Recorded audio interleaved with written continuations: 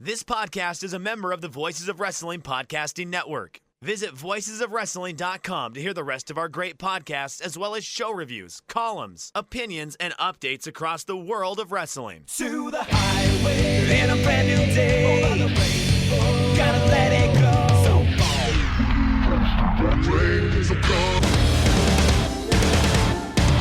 Fast to finger down. Dance tonight together. Here everyone's singing.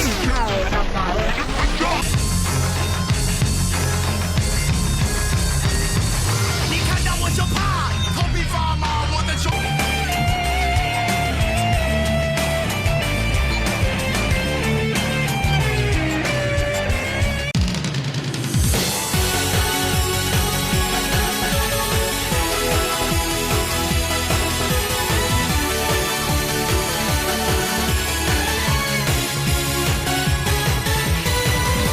Welcome back to Open the Voice Gate, Rewind and Rewatch, episode 31, covering Open the Ultimate Gate 2012 from the Deauville Hotel in Miami Beach, Florida on March 30th, 2012.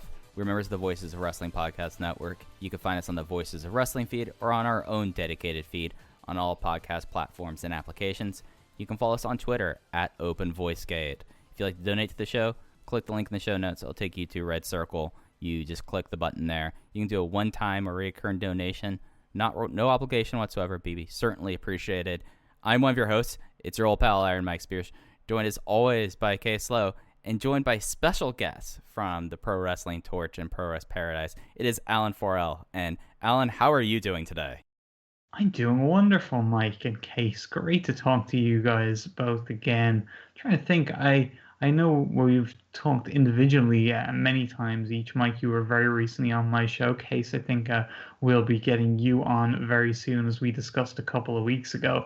But I'm not sure if I've ever talked to you both at the same time on audio, unless I'm forgetting something obvious, am I? I don't remember anything. Case, do you? No, I don't. I was thinking about this earlier today. I don't think the three of us have done a show together, and maybe that's why I was so excited for today's show. I'm really looking forward to this. My God, what a triumvirate assembled here! This is gonna be some premium audio for the world of the wrestling internet to indulge in over the upcoming. Well, maybe not for you guys, but for us here, the upcoming bank holiday weekend in Ireland.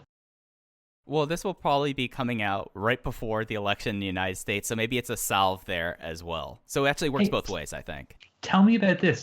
Give me your opinion on this, guys. I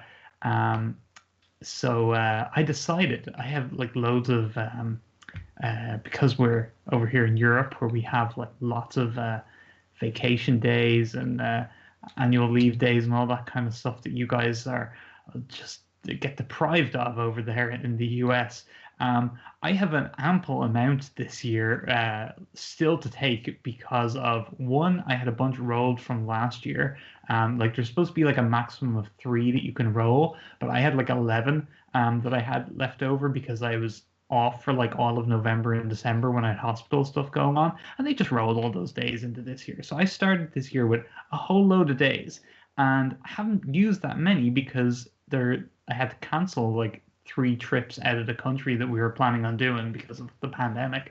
And so, yeah, haven't used a bunch of days. I've kind of just taken time off here and there to just kind of do nothing. And I've decided to take all of the first week of November off to follow in detail your lovely election. How about that? What do you think of that as a decision? Bad idea, Alan. Don't do it. It's not good. It's done. It's been signed off. It was. Oh, jeez. It's gonna be a lovely week of me staying up until the wee hours of the morning here in Ireland and waking up at noon every day, I think. I've already voted. I have done my civic duty. Now I'm looking to go underground for about the next month and a half, because whatever happens, I am not looking forward to the fallout of it. So I commend you in a way, Alan, because I am trying to do the opposite right now.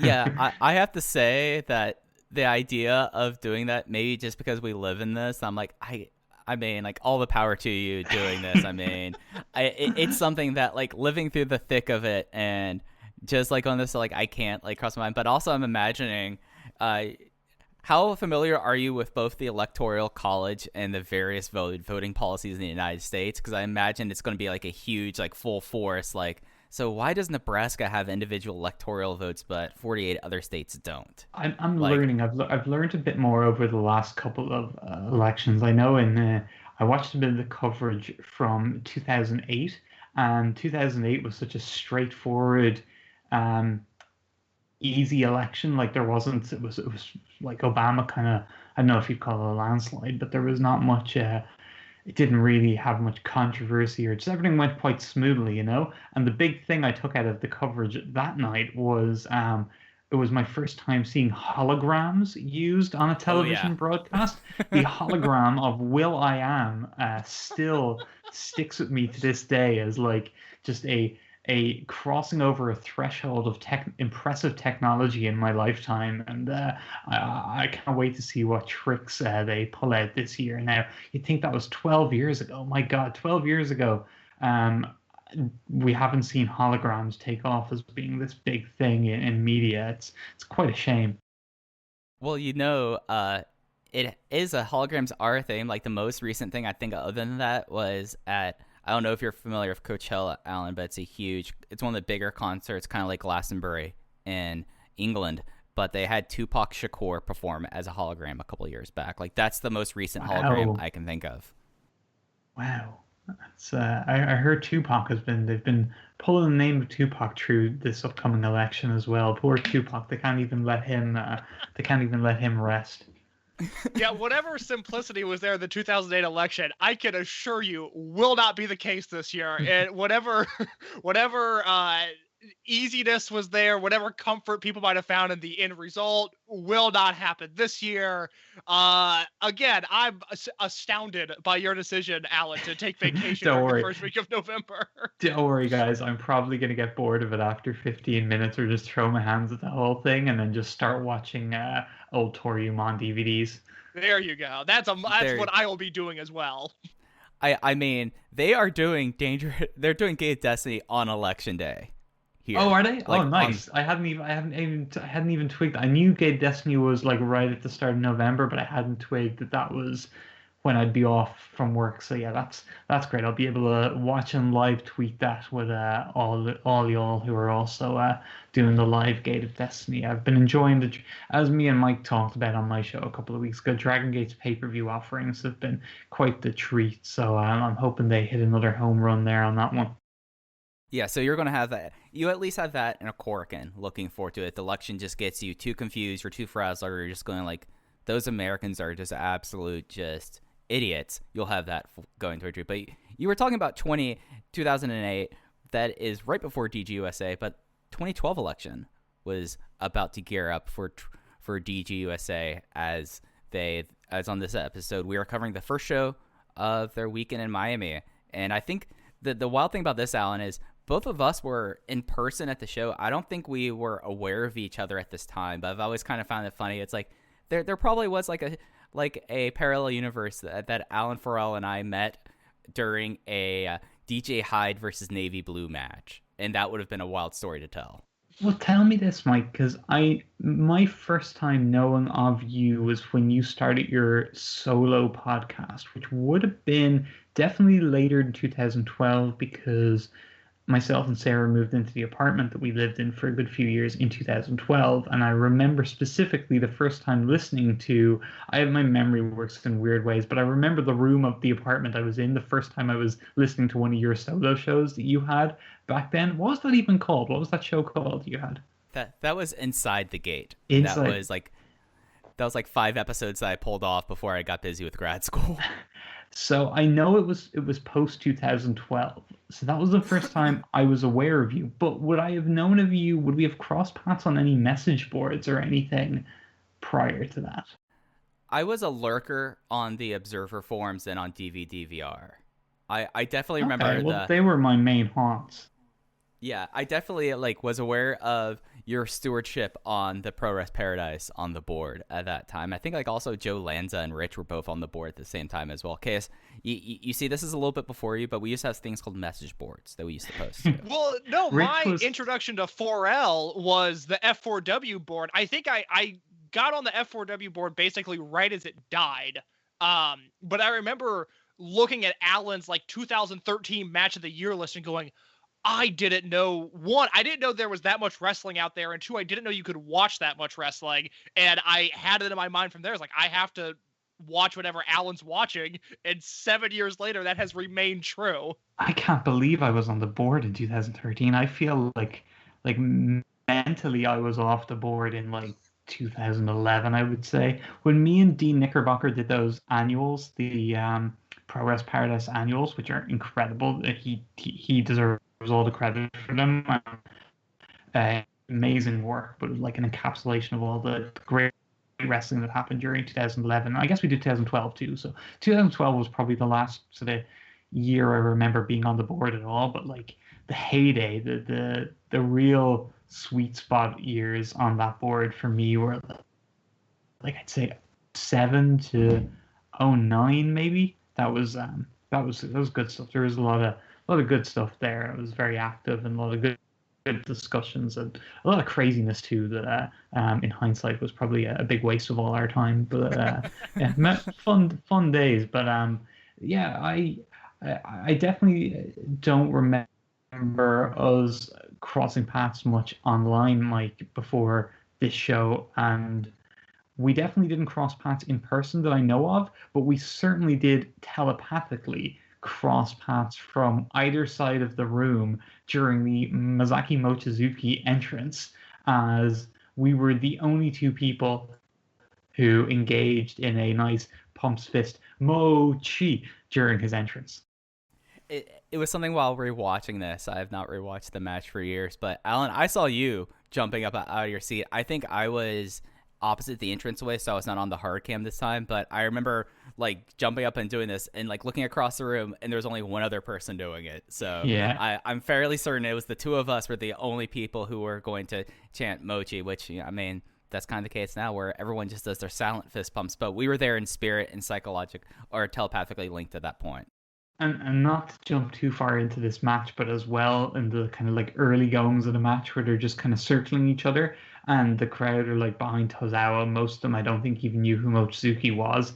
And there is a huge singular Mochizuki chant that just goes up with defiance and force, and it has a certain Irish twang to it, and you get Mochizuki turn in that direction and give a little head nod, and I was so happy seeing that the other day when I rewatched this. Yeah, what a man, Masaaki Mochizuki, uniting people across oceans, going across borders just for the Iron Man of pro wrestling. And it was something that, like, I'm still to this day, like, speaking of like the show overall, being able to see Masaaki Mochizuki live is something that, you know, I think he's going to wrestle until he dies because he's that kind of guy.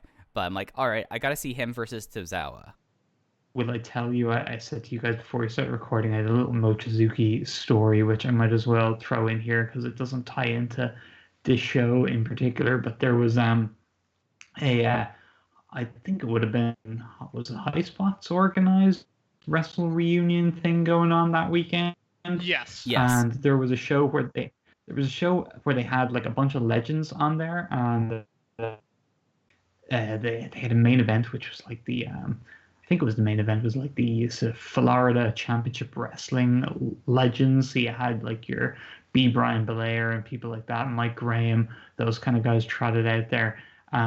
But there was a handicap match pitting two local jobbers against one Big Van Vader, and you have never seen, except maybe me and Mike during the Mochizuki Tozawa match, you have never seen a man mark out for a wrestling match as much as Masaaki Mochizuki was marking out for Vader, killing these jobbers. Mochizuki, who came up in the mid-90s shoot style, was probably acutely aware of Big Van Vader, Super Vader, if you will, in UWFI, and he was like a kid on Christmas watching Vader in the flesh destroying these guys. He was jumping up and down, pumping his fist. I noticed it out of the corner of my eye, and I was like, oh, I was so happy watching that. I just pulled up this card right now. I wonder what his thoughts were on the Man Scout Jake Manning versus Matt Classic that happened right before that. Oh dear. Yeah. The more that like I hear about Masaaki Mochizuki, and the more like he like talks about his past, the more I find him like one of the more remarkable people in wrestling. That one of the greatest in-ring wrestlers was never planning on being a wrestler. He was tricked into being so. And that just makes me so happy, the fact that he stuck with it. And he got to see Big Van Vader in front right after seeing Matt Classic versus the Man Scout, Jake Manning. Like, only WrestleMania weekends can provide you that happiness. Just the idea of, like, the congregation of people you can get in the one room during the ends. It's like, they've become now, so it's less of a shocking thing. But 2012, like, the idea of Masaaki Mochizuki, B. Brian Blair, Vader, Brian Alvarez, and Ahmed Johnson all in the same room together is just wild. And it's something that I don't think we're ever going to go back to. I feel like that was like an era, and I think that's something that with like WrestleMania weekend, especially because I was in both New Orleans and in New York City for like the last two big weekends, and it's such a different thing now than it even was then. And just like the pure assortment of people that you would get there, like where else would you have B. Brian Blair and Masaaki Mochizuki in the same room? Like that was like some of the weird magic of these WrestleMania weekends. And Alan, that was your first weekend in America, wasn't it?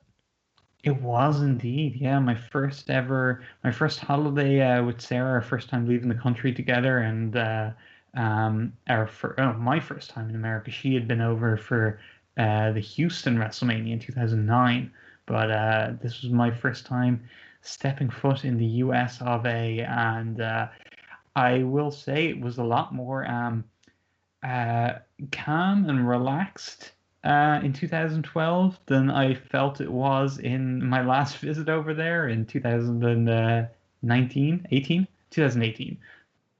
So yeah, just things got a lot more tense over in America in the 6 years that I was there. And you can't even point to like, oh well, you were in Miami the first year, and New Orleans the second year, and maybe there's like a difference between those two cities in terms of that. But although I don't know if you could say that, because New Orleans is known for kind of being a laid back city as well. But I was in New Orleans in 2014, and there was a noticeable difference between New Orleans in 2014 and New Orleans in 2018. So yeah, hope best wishes as always to both you guys and all my friends in America, because yeah, I definitely noticed it was maybe it was as well partly I was just a bit more jaded of going over there and just older and more cynical. That could have been it. And I was bright-eyed and bushy-tailed going over there in 2012. This is how bright-eyed and bushy-tailed I was going in 2012, guys.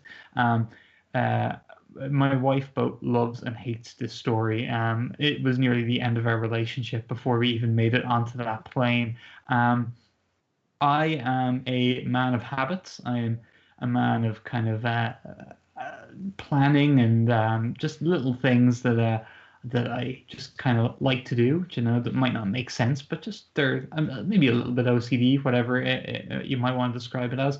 But I was going on to this long haul flight, and I had not been on a flight that long ever in my life before, and I was prepared for such because I was big into my meals, my meal preparation back then, and I was making sure I had a ham sandwich nicely packed in my bag for the journey. You know, the important things that you must take care of before planning such a trip. And so we're going through and we're doing all like customs kind of stuff we had to do on our side of Dublin Airport, and there was this stuff about like importing different things and things you can't bring into the country and all this kind of stuff. And I was like, oh yeah, I'm clearly not doing any of that. But then there was kind of like vague stuff about kind of meats and raw meats and things like that. And I was like, oh, I've got my ham sandwich in my bag here. That's probably not something that I would have any issue with. But I made my first mistake by saying to my wife, hey, Sarah, do you think my ham sandwich would be a problem? That was a mistake, because obviously she's going to just say throw your fucking excuse my language, throw your fucking ham sandwich in the bin, you absolute crazy man. And I argued for my ham sandwich and why I should keep it, and she just didn't want to listen. She just was like, whatever, eat your ham sandwich, shut up. And then my second mistake was, as we were going through and actually talking to the customs agents, we're going through the US customs in Dublin Airport at this point, and I'm talking to a lovely American police officer who's been stationed in Dublin Airport, and going through with everyone else. They're asking the usual questions, and I'm in such a great mood and such great spirits, guys.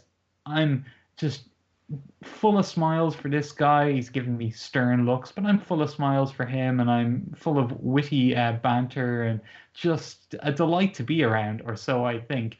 And as he's asking me, and he mentions about anything I want to note about going through, and I decide it's a good idea to reference my ham sandwich and how I'm sure that's not going to be a problem. And he didn't take kindly to this. And Sarah had already gone through ahead of me. Like literally, she was the first person ahead of me in the queue, and she had gone through, and she was waiting on the other side, expecting me to follow through right behind her. She didn't see me for another, I would say, 15 minutes to, because I was put in a box essentially, and had to wait for someone to come in and confiscate my ham sandwich. At which point I was given my marching orders and sent through, and I had a very panicked, very worried, scared future wife waiting for me, who, when I explained what had happened, was ready to turn back around and not just go back home, but go back to Waterford and never see me again. I have to say, Sarah was like, I see how this is going. I'm just going to pull a seed because Alan's going to mention his ham sandwich, and that's going to be a whole thing. That's some incredible foresight there. So yeah, that is an example of what you're dealing with when you take me on a trip. Now, as I went on more of these trips, I became a lot calmer and more rational in my decision making, and but in it's the first one, I was all excited. I wanted to have every I dotted and T crossed, and that meant having my ham sandwich in my bag ready to go for just if it so happened that there might be a moment between provided meals that I might get hungry on the plane, that I'd have my ham sandwich right there waiting for me. And it landed me in a spot of bother, as they say. Well, I think that's a good way almost to segue into some of the timeline things. So it's not a good way to segue into anything, Mike, but I appreciate you trying. I mean, I was going to say, so you had your ham sandwich, you got on a plane, you landed. I know that you went to other shows than I did. That was going to be my transition. That was I felt like I could have made it work somehow. Obviously, in retrospect, never was going to happen. But so this weekend was interesting because you had the DGUSA and the WrestleCon Wrestle Reunion stuff by High Spots, all based in Miami Beach. But you also had Ring of Honor up in Fort Lauderdale. And did you end up going to those shows? In no case, you have the cards lined up for this. What was your plan on this trip? Did you pull a Joey Bay and try to go see everything possible, or were you just focused in on saying I want to go see Masaaki Mochizuki versus Akira Tozawa. I'm going to base myself on the beach versus having to brave I-95 and the Turnpike and doing back and forth between Miami Beach and Fort Lauderdale? No. We kept it very, very simple. This was getting over there and all that was enough of an adventure to me. I didn't need to be going straying too far from the home base once I got to America. So we stayed in a hotel that was, I don't know, maybe a 5-minute walk from the Dragon Gate venue, straight down the road, and then we moved hotels halfway through. It was pre-planned. It wasn't like something that came up and we had to move. We had booked a second hotel, which was basically the same distance on the other side. So the Dragon Gate venue was between our two hotels that we stayed in, and it was we had a very, I think the furthest out we went kind of into the South Beach area to go to Access, and then obviously WrestleMania itself, which was quite a distance away, somewhere out in the sticks. But yeah, it was. We had no intention of going to Ring of Honor. Sarah wasn't interested in Ring of Honor. She went to Ring of Honor in 2009, and she didn't think much of it, and she wasn't really watching any Ring of Honor at that stage. So mainly because I kind of got her into indie wrestling stuff into the 2011-ish time, and I wasn't watching a ton of Ring of Honor then. So like Chikara, Dragon Gate USA, that was the kind of stuff she kind of latched onto. So yeah, we had no real interest in ROH. We did the 2 Dragon Gate shows. We did that Wrestle Reunion stuff, and I guess that would have been it as far as non-WWE. And to be honest, as someone who was living in Miami at that time, that would have been, I've been like, I sure hope Alan and Sarah didn't have to go on the interstate or go onto the turnpike. They're too nice to deal with Miami traffic. I don't want anyone to have to deal with that. So that would have been the retroactively Mike Spears approved thing, because I lived far south of all that, and I was trying to get onto Miami Beach, which is a thing in South Florida. If you live in South Florida, unless you live on the beach, you don't go to Miami Beach unless you're going to clubs. It's just too much of a hassle. It's too expensive. It's like 20 minutes in a cab. So for this weekend, last week we were talking about the CZW Dragon Gate USA show in Hollywood, and I was like, no, that thought never crossed my mind. I was not going to do that. I had work. I was not going to go up there to go see a bunch of death matches in the German-American Friendship Hall. So I think y'all's your path of victory there was the right one. I feel like that Joe Lanza, other than some of the matches that happen at Ring of Honor, I think that he would understand that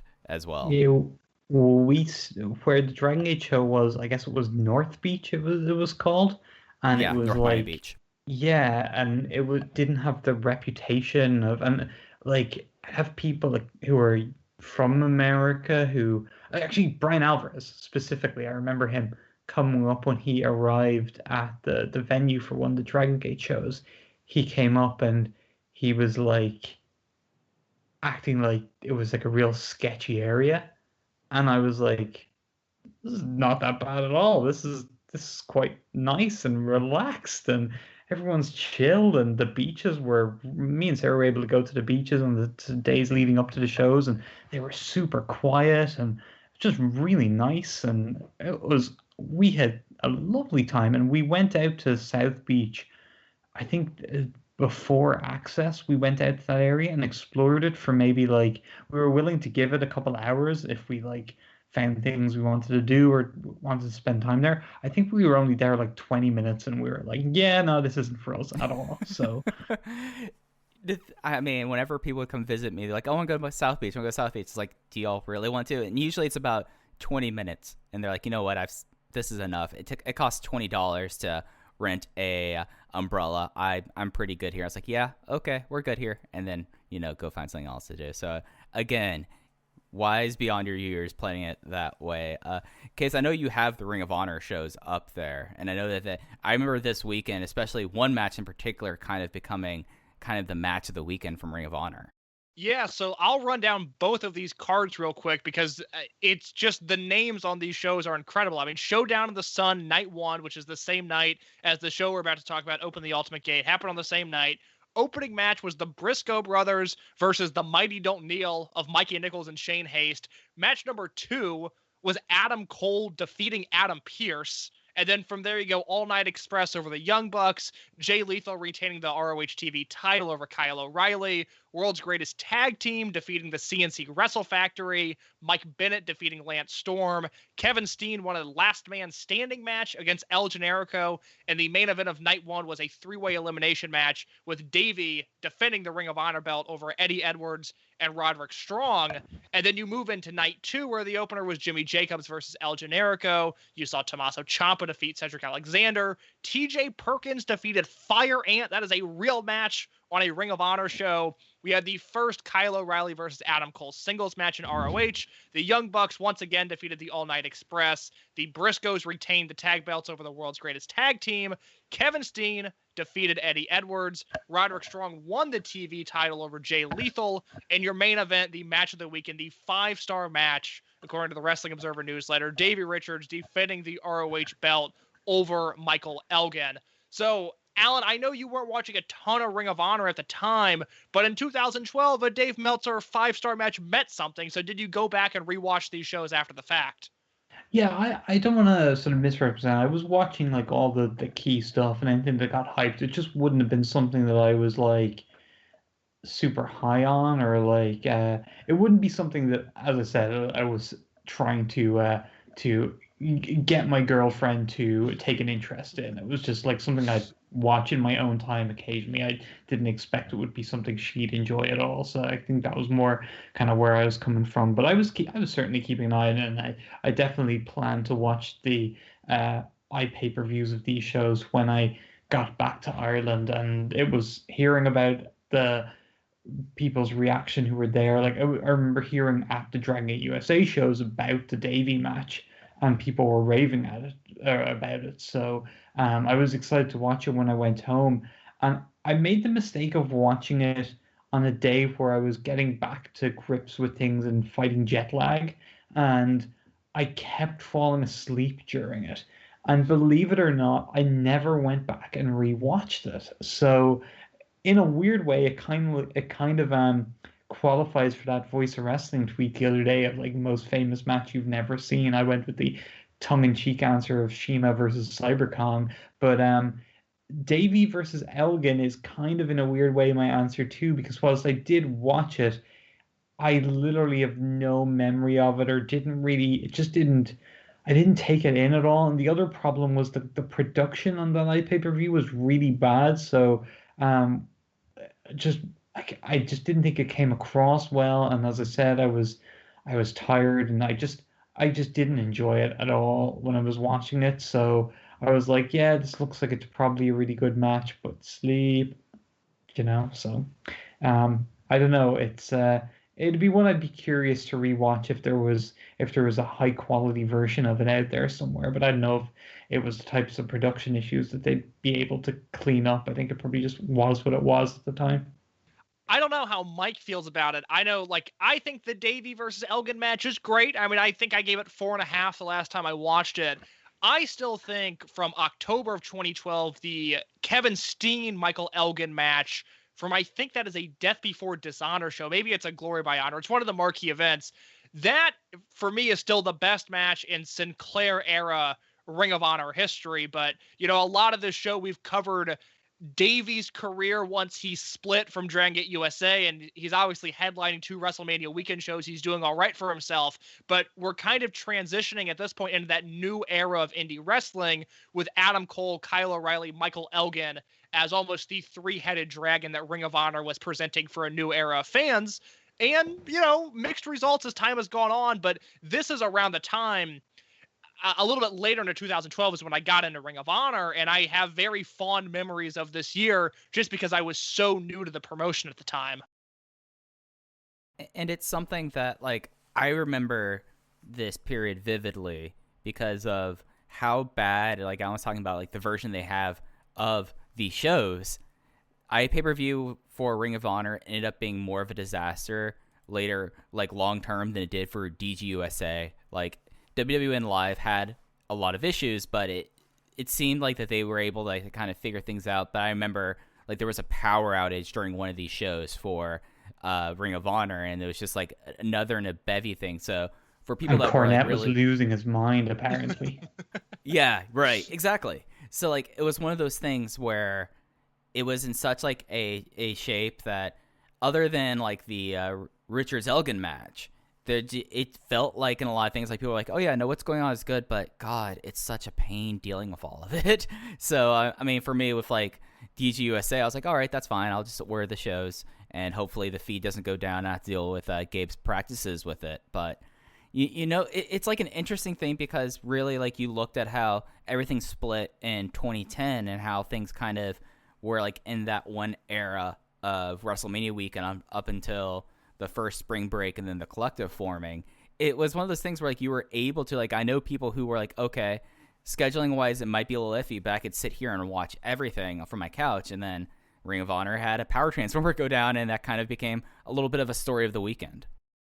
And to your point, Mike, just to transition into the Dragon Gate USA timeline of things, the iPay-per-view for Open the Ultimate Gate 2012, the show we're about to talk about, was offered at $1.99. Gabe had a big deal about how Pac versus Loki was the main event. He announced that during the Super Bowl halftime show on Twitter and Facebook, which I can't imagine the cryptic tweets that Gabe had hyping that up to Pac versus Loki. But then the other move that he made was he knew, I think the second Ring of Honor show was in the afternoon and the second Dragon Gate USA show was in the evening, but night one they were going head to head. So Gabe made the move and said, we've got Pac versus Loki on the show. It's a true dream match. We're going to offer the show for $1.99 instead of $14.99 or whatever Ring of Honor was charging at the time. And it's something they never went back to, at least to my knowledge, and I'm pretty well versed in the Gabe Sapolsky iPay-per-view history. I don't think they ever offered a show this cheap again, but it seemed like something to sort of drum up interest for Dragon Gate USA, which at the time was just not really generating any buzz. And that's what I was kind of curious about with you, Alan, was 2011, 2012. Are you still watching DGUSA on a regular basis? Oh yeah, for sure. It was a promotion I was heavily invested in from the outset. From months before the outset, when I first heard, I remember that would have been MSN or AOL or whatever kind of chat, maybe just Gmail chat with Rob Naylor, where he broke the news to me that there was going to be a Dragon Gate USA, Alan, and I was like, oh my god. And yeah, that was like from that point onwards, I would say up until like I remember when the crowds started kind of going down a bit, maybe late 2010. I remember kind of thinking I was still into it, but I was less excited about the prospect of it being kind of this big thing. And they were having iPay-per-view issues. They were having smaller crowds, like I mentioned. It just kind of didn't seem like it was going to be what we might have thought in July 2009. But I mean, I would say I was really heavily invested pretty much right through until I want to say the end, like the last time the Dragon Gate guys were over. But in reality, it was probably about 6 months before that I was probably starting to maybe lose a bit of my interest was starting to wane in it. I would think. Yeah, I remember they had that weekend where Yosuke Santa Maria was over. Was the Yosuke weekend? Was that after the 2014 Mania weekend, or was it before? That was before. The 2014 Mania weekend show with none of the Dragon Gate talent was the final shows, and Maria was the only Japanese talent in February, and she came over as it was supposed to be, I think Shima and Saito were supposed to be on those shows, and both of them had to pull out, so they sent Maria instead. Yeah, that rings a bell for sure. And she wrestled Ethan Page, right? Yes, she did. The last match with any Dragon Gate native talent was Ethan Page versus Yosuke Santa Maria. And on that horribly depressing note, also on the timeline, I have to move on. I guess we have to watch that match at some point, but God, that sounds bad. The other thing to note, and I can kind of lump all of these different announcements into one sort of piece here, was we talked about in the last show, there was the 9-man 3-way elimination tag where Uhaa Nation blew out his knee. He got hurt. So what was originally supposed to be a card that featured Shima and Ricochet versus Johnny Gargano and Chuck Taylor, AR Fox versus Uhaa Nation, and Masato Yoshino versus Rich Swann. All of those matches got shuffled around because Shima injured his neck. Uhaa had the blown out knee. So we ended up with AR Fox versus Rich Swann and Ricochet teaming with his now World 1 International partner, Masato Yoshino, in the main event. So the proposed card looked a little bit different. I do have to give Gabe credit because he had booked AR Fox versus Uhaa Nation originally, and that was a match that had been done in AIW twice up to this point. CZW had done it. They were beginning to become a touring match in the same ilk as a Skrull versus Osprey or a Mysterio versus Psychosis. And that was obviously all ruined when Uha blew out his knee and he ended up missing 11 months because of it, which was a real bummer. But we had a slightly altered card at first. We ended up with what I thought was a pretty fine show. The one other thing that I did want to cover before we broke down Ultimate Gate itself was, Alan, I want to know your thoughts on WrestleMania from from 2012, because I will say myself, I talked about it on your show once, how my intro into wrestling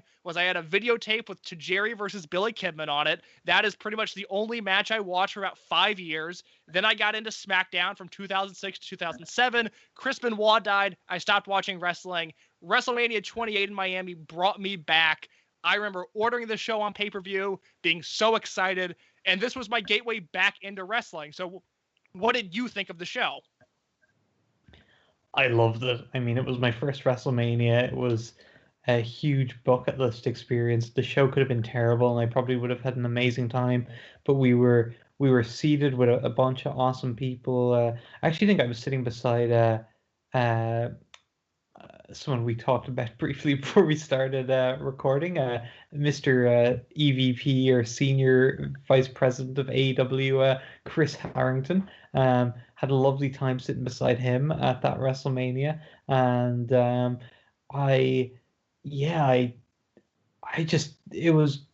I was in heaven that day, and like that was before, like, don't get me wrong, we all still knew WWE were like a scuzzy company back then, and like known that for a long time, far before 2012.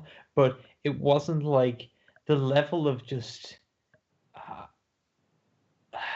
disengagement that I have with them now, like that I just think they're just the dirtiest, most horrible company. And I just, like I have friends that work there. I like a lot of people that work there, and I do not begrudge people that work there. But I have no connection. That's the best way. I've just no connection to that company whatsoever. I just do not get any enjoyment out of it. I try to watch anything they produce, and I can't enjoy it. I just find it just so ugh. And back then, I was still a good few years before feeling that way, and I was just able to enjoy every bit of the pageantry of it, all the just the quirks of WrestleMania that you love. Just being at an big outdoor wrestling show like that was amazing. But yeah, the matches, they delivered for me. I mean, like, I loved that Punk Jericho match on the day in the stadium. I thought Triple H and Taker in the Hell in a Cell was 5 stars, every bit of 5 stars when I was watching it there on the day. And when I rewatched it when I got home, I thought the exact same. If I was to watch it now, I'd probably be like, oh, look at these two fools, and just rolling my eyes at it the whole time. Just like thinking of Undertaker. Like, just, you're just so much more cynical now. Like, if I'm watching like that Undertaker match, like, I'm going to be just thinking about like Undertaker and his stupid t-shirts and his stupid just real life personality, and that documentary that I didn't actually watch myself, but I heard other people just eviscerate, and everything I heard said about this man just maybe just roll my eyes at him. And Triple H is Triple H. So yeah, I'd probably be so much more cynical and eye-rolly watching that match now than I was at the time. But I loved it. Like, I mean, I absolutely loved it. I thought it was one of the greatest matches I've ever seen. And yeah, there is some other stuff on the card I can't remember. Oh, so the main event with Cena and The Rock, I didn't really like that whole program. I didn't really like The Rock's return run in WWE, but it was a cool moment when he won. And I remember kind of just like the WrestleMania closing and everyone going crazy. It was like a cool moment, but I didn't really love the match itself. I feel like there's something else I'm forgetting that I really did like on that show, but well, don't run down that full card. Oh, go ahead, you remember it. I was in a real sulky mood at the start because I had actually gambled on the show, and I had gambled on I think I had gambled on, was it whether it was Orton to beat Kane or Kane to beat Orton, whichever happened, I bet on the opposite, and that came right after the Daniel Bryan Sheamus match, which I was really excited for, and then it ended in like 9 seconds. So I I, I was actually in a bit of a bad mood for like the first half an hour of the show, but they won me back with whatever came in the next matches that followed. Yeah, the Big Show versus Cody Rhodes match, and the Kelly and Maria Menounos versus Beth Phoenix and Eve Torres match. I'm sure those won you right over, Alan. Yeah, they were great professional wrestling bouts that I will certainly factor in when I'm doing my greatest wrestler ever research over the next few months. Yes, I told you I was going to be watching some Joshi for the first time ever. I need to add the. Well, there you go, Maria Menounos. Yeah, I was going to say I need Joshi to add legend. the best hits of Maria Menounos to that list. But yeah, I just wanted to bring that up because personally, CM Punk versus Chris Jericho sold me on that show. I got back into wrestling because of that match, and now I'm here talking to you guys. And I don't know about you all, but I'm ready to open the Ultimate Gate 2012. Yeah, I mean, my big Mania 28 moments were I was much more psyched about the CM Punk Rock feud before the Cena one because they did a promo based around the fact that The Rock is a former Miami Hurricane, my alma mater, and talking about the Orange Bowl. Like, that got me into that one, but that was such a weird Mania, to be honest. But yeah, let's get into the shit. Wait, Mike, you were in the U. I was in the U. I worked on the U in the U I'm too. I'm throwing up. I'm doing the. Can we do the hand thing together? Will you do the hand thing with me on air here, Mike? Absolutely. Make sure, Alan, as a University of Miami alumnus, I want you to be clear about this. You always connect your thumbs on the U. Just to make sure I'm throwing it up right now. The thumbs are touching case. Are you throwing up a U as well? Brother, you know I'm throwing up the U. Excellent. On the way home from Miami, I stopped in. This might have been in the layover airport, but I stopped in a store you guys like to call Lids. Is that correct? Is that the name of a store? Alan, I was an assistant manager at a Lids. I know all about Lids. Well, I bought myself the green fitted hat. Yes. I'd never had a fitted hat before. I'd only had the hats with the adjustable back.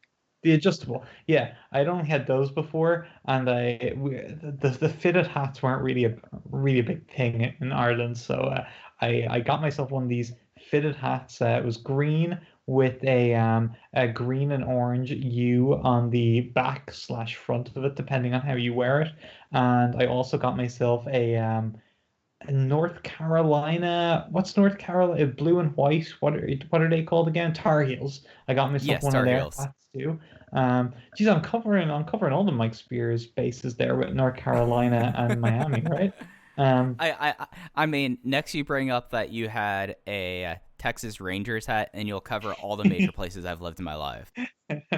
Well, I didn't get that sadly, but even more sadly, there's like 3 items that I've mysteriously lost in my moves between apartments and my current house, and one of them is an old tennis racket. Another is I forget what the other one was, but the third one was the U green hat. I can't find it anywhere. It's a real bummer.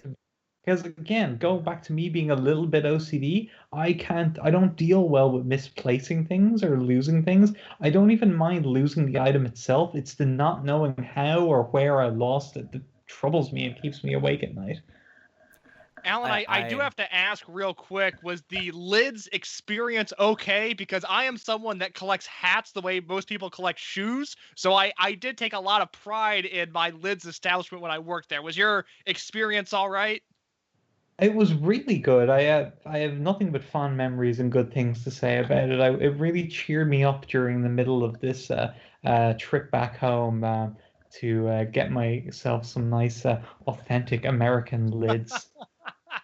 I mean, it really warms my heart, Alan, knowing that you got a University of Miami baseball hat. We need to find where that is. I love the visual of Alan wearing a Miami hat. That is so funny to me. It makes me happy. That made my day. I'm willing to say that made my day. I did get a lot of wear out of it before it eventually left me. So I maybe Sarah didn't like it and she just dumped it somewhere. She threw it out with a ham sandwich. I'm gonna take this up with Sarah next time I talk to her. We're like, where's Alan's University of Miami hat? This is very important to me and me alone, and Alan would like to know what happened to it. Well, with the Lids journey told, I'm so glad we got off on that. I think we are finally ready to break down the main card of Open the Ultimate Gate 2012. Yeah, let's get into it. So, how did we even get there? I don't even know. Alan, I'm not sure, but it happened. I remember you saying we were ready to. I remember you saying we're ready to open the Ultimate Gate like 10 minutes ago. Oh, we were talking about the U. Later, we were talking about the U, and we all threw up the U, and then Alan mentioned that he went to Lids, and it was the happiest moment of my life.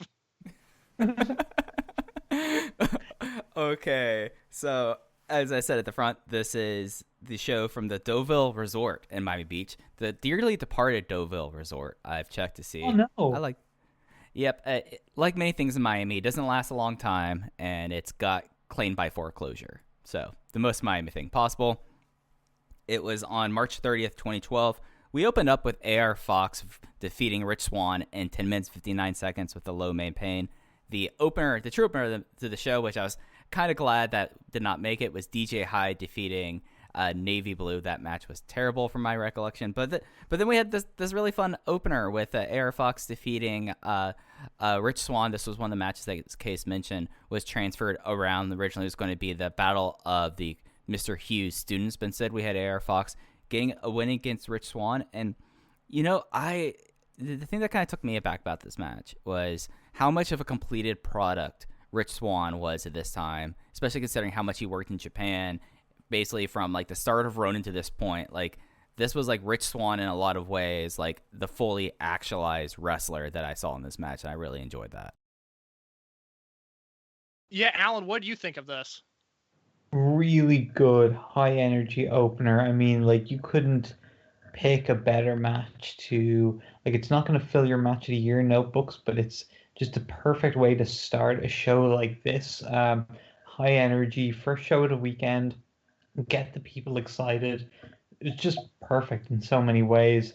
Swann was amazing in 2011. I definitely think he was more of a complete product than Fox at this moment in time. Swann's trips to Dragon Gate just did so much good for him. Just he got a level of polish from going there. And I recently have gone back and watched some of his Dragon Gate stuff that didn't actually make air on the TV. In 2011, but I was able to see kind of full versions of some of those shows and seeing him perform just so effortlessly and how well he worked with all those guys and how much the Japanese crowd took to him and how great he was at engaging with the Japanese crowd. It just feels like he is a guy who could have had a multi-year successful career in Dragon Gate, in Japan, and it's a shame it didn't happen. I think it would have. I think he would just like. He honestly could, if he had loved it over there and he really adapted to the culture or whatever. I could easily see him being someone who could have just set up over there and just stayed there and done really well and be now 10 years in on a really successful Japanese wrestling career. It's yeah, he just was really making a ton of improvements at this point and looking really great. And what do you guys think of the? You might have talked about this in one of the early shows, but the Ronin Baby entrance music as sung by Rich Swann. Thumbs up or thumbs down? I will say for me, it was an initial thumbs up because the thing with Ronin is they were booked as heels to start, and then on the first show of 2011, Swann does the Ronin Baby entrance in New York, and it turns them face, and they had to change their booking because of it. Initially, awesome idea. It seems like somewhere along the way, I think Swann either got sick of doing it or just stopped putting in the effort, and it never really connected with me as much as maybe the all night long entrance that he and Ricochet would later do in PWG. Yeah, it was something that like I thought that Ronin Baby, it was like such a big moment for like the three of them because it was so distinctive at the time. Like no one was like coming out and doing stuff like that, and it kind of like for like people like I was already well aware of Chuck Taylor of these three guys before this, but for like being able to get this over as like an act initially, it was like such like a different thing. And as Kay said, it made them have to. They originally were heels going against Shima, and then they had to change everything around. Some of that was also due to Dragon Gate Japan booking with the start of Blood Warriors happening pretty soon after. But it's something that by like the end of at least by like this weekend, initially I was kind of done with it. I also really like Johnny Gargano's theme, so like the Ronin Baby going straight into that theme I always really liked, and it was one of those things that it was always kind of weird when everyone would come out to that because it's so identified with me as Johnny Gargano's theme. But I could tell that after a while Swan was like, oh, I have to do this again, okay, and it just kind of sidelined him, I guess, more as a serious character where you already have Gargano and Taylor as two incredibly somewhat serious characters, and you have Rich Swann coming out beatboxing. So like I get why it kind of after a certain while just got tiresome. I'll throw one other point about this match. This was the first time we saw something that haunted this show, and I'm sure the next show as well. How terrible were the ropes on this professional wrestling ring? My God, you'd think you'd think Gabe and Sal could have invested in a bit of a better ring for their big WrestleMania weekend shows, but then again, you probably wouldn't think that, would you? So we had this ring, which I'm sure was rented from like, I don't know, Chase and Rance or someone, and the ropes were so bad, and there was so many issues with them throughout the night. And yeah, there was one glaring, I don't want to even just call it like a botch, but just a glaring kind of misstep at one point in this match because of these ropes. Yeah, the biggest thing that I've taken away from Dragon Gate USA, and we're almost 3 years deep into this promotion now, just the amount of avoidable production and quality snafus that were there, running venues with low ceilings. We talked about during the Atlanta WrestleMania weekend the year before, nobody could do any dives because if they would have jumped off the top rope, they would have gone through the ceiling. This year, it's the ropes that are not good. It's a ring that doesn't really look like it's in that great of a condition.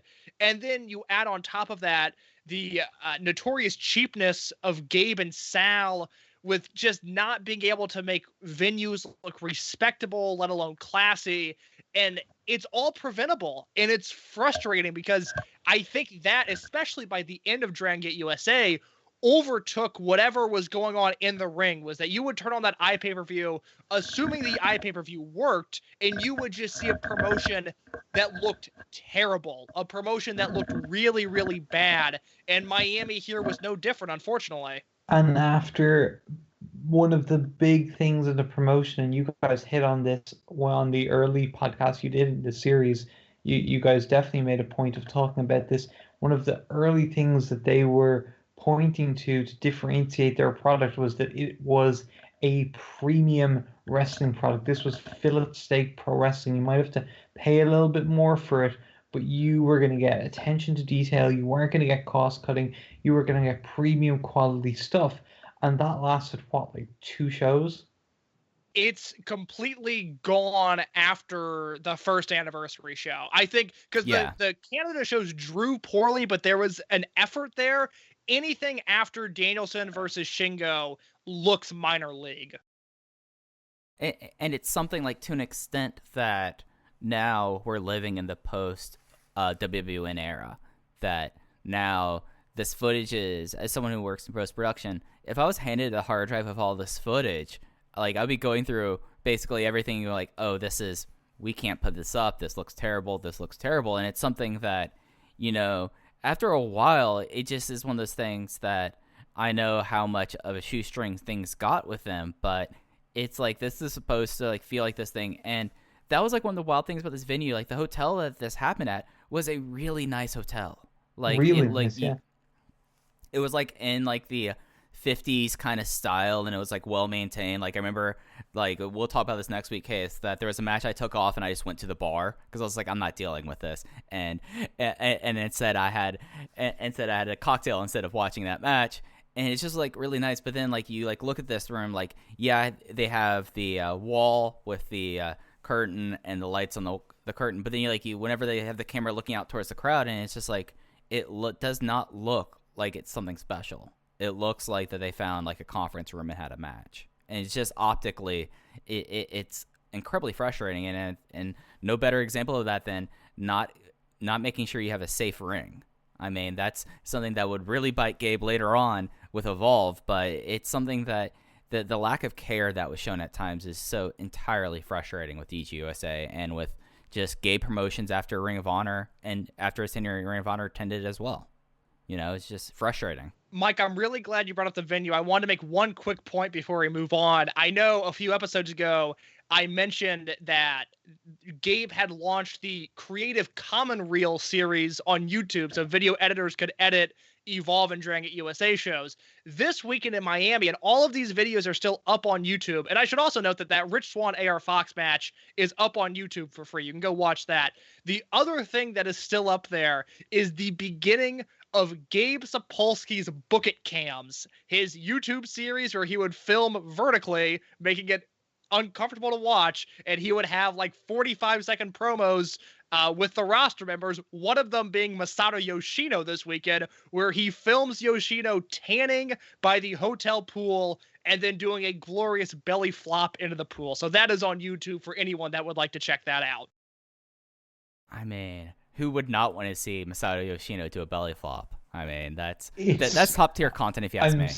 I'm so glad you mentioned that, because when we were talking about the hotel earlier, I was going to say I had this weird memory of something to do with Masato Yoshino hanging out by the pool, but I was like, in my head, I couldn't reconcile, was that an actual thing that happened, or am I like imagining it? So, yeah, you've clarified that now for me. That is exactly why I thought of that. And there was also something, because I thought it was confusing, because I remember someone telling me when I was there at the hotel, someone who was staying there, talking about how it was so much fun being out by the pool and seeing Vader doing cannonballs into the pool.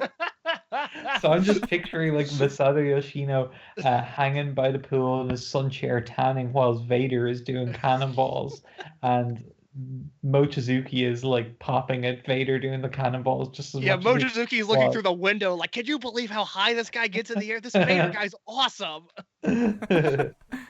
Gosh, maybe I should have done a staycation this weekend and just hung out by the pool between the shows. I mean, me and Masato Yoshino, we could compare tans. You know, I'll toss him his towel after he does a belly flop. Just hang out. You know, I feel like that is peak guys being dudes content right there. That's really dudes rock if there ever was one. Like, and I remember like everyone saying like this hotel owned, but it looked terrible on camera. Like I remember like Chuck Taylor saying like, yeah, no, we were in this like nice hotel in Miami, and it just was something that you wouldn't be able to tell really watching the show.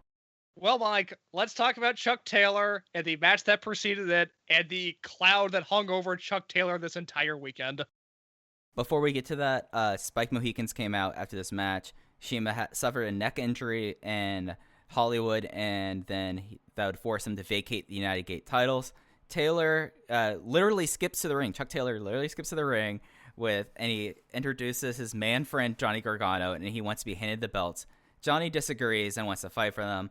And then Masato Yoshino feels like this promo is going on too long and says he will team with Ricochet, and then tells Gargano that he will not insult him again. And then we take it to the match. A match that I know Alan has a lot of feelings and opinions about. Bobby Fish and Tommy Dreamer.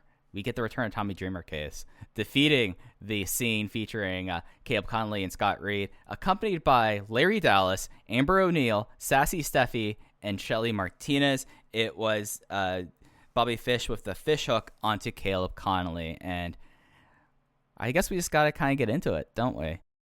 Well, before we talk about the match, let's talk about the weekend that Larry Dallas had, because at this point, the Scene is featured act on Dragon Gate USA, and I should note that the politics and Dragon Gate USA were beginning to really unravel in a way, because while we talked about just a minute ago how Ronin looked like this really strong unit on screen, behind the scene, the teams were kind of divided. Gargano and Taylor had won over part of the locker room. And then there was another faction that was kind of Rich Swann, Larry Dallas. I think Sami Callahan and Eric Cannon were in that crew too.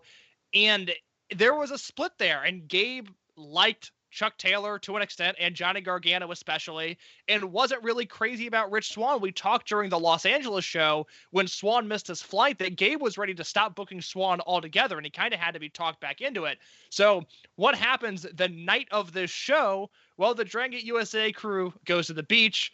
They are drinking, everyone involved, and at some point, Larry Dallas and Chuck Taylor get into a fight.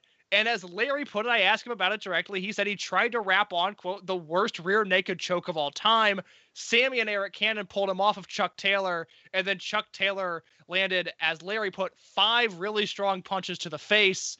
And this really boiled over. You'll notice on the next show, Larry Dallas has to wear sunglasses the entire time because Chuck Taylor gave him a black eye.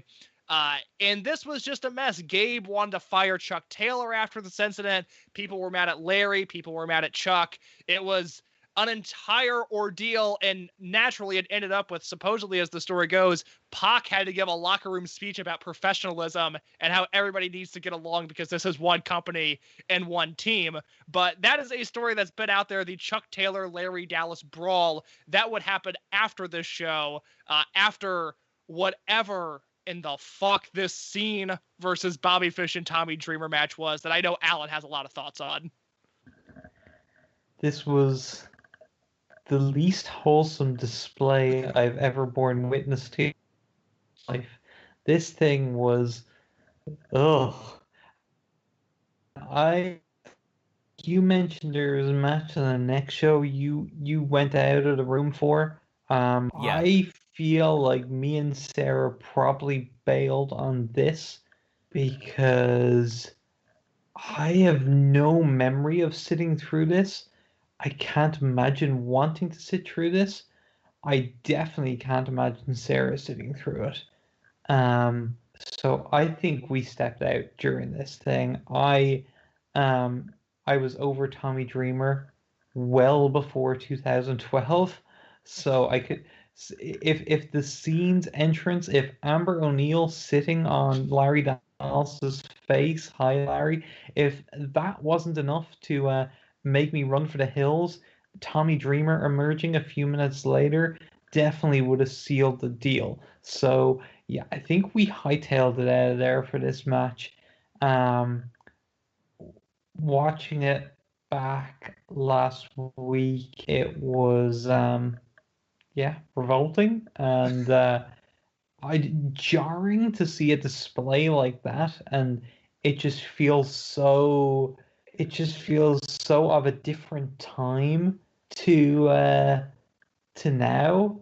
You just can't imagine something like that now, but it was fairly, like, I don't think people would have batted too many eyelids at it back then, as gross as it was.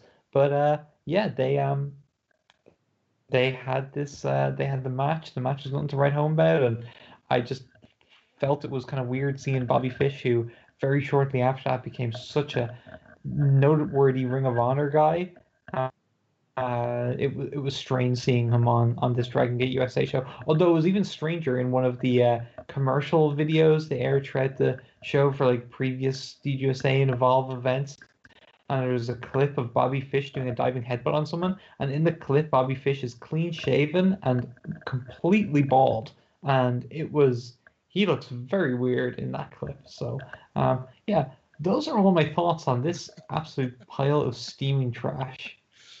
Well, Alan, I will say, to back up your point earlier, this is not a product that a premium wrestling company would offer. Actually, maybe it's like a premium services custom style match, if anything, but it is not the Dragon Gate USA that the company was built on. This was, I mean, look, I've complained about Tommy Dreamer on this show. I'm sure he's a nice guy. I don't want to see 1996 Tommy Dreamer wrestle, let alone 2012 or 2020 Tommy Dreamer. I never want to see that man in a ring again. And this wasn't even a good showcase of Caleb Conley and Scott Reed. This was an abysmal waste of time.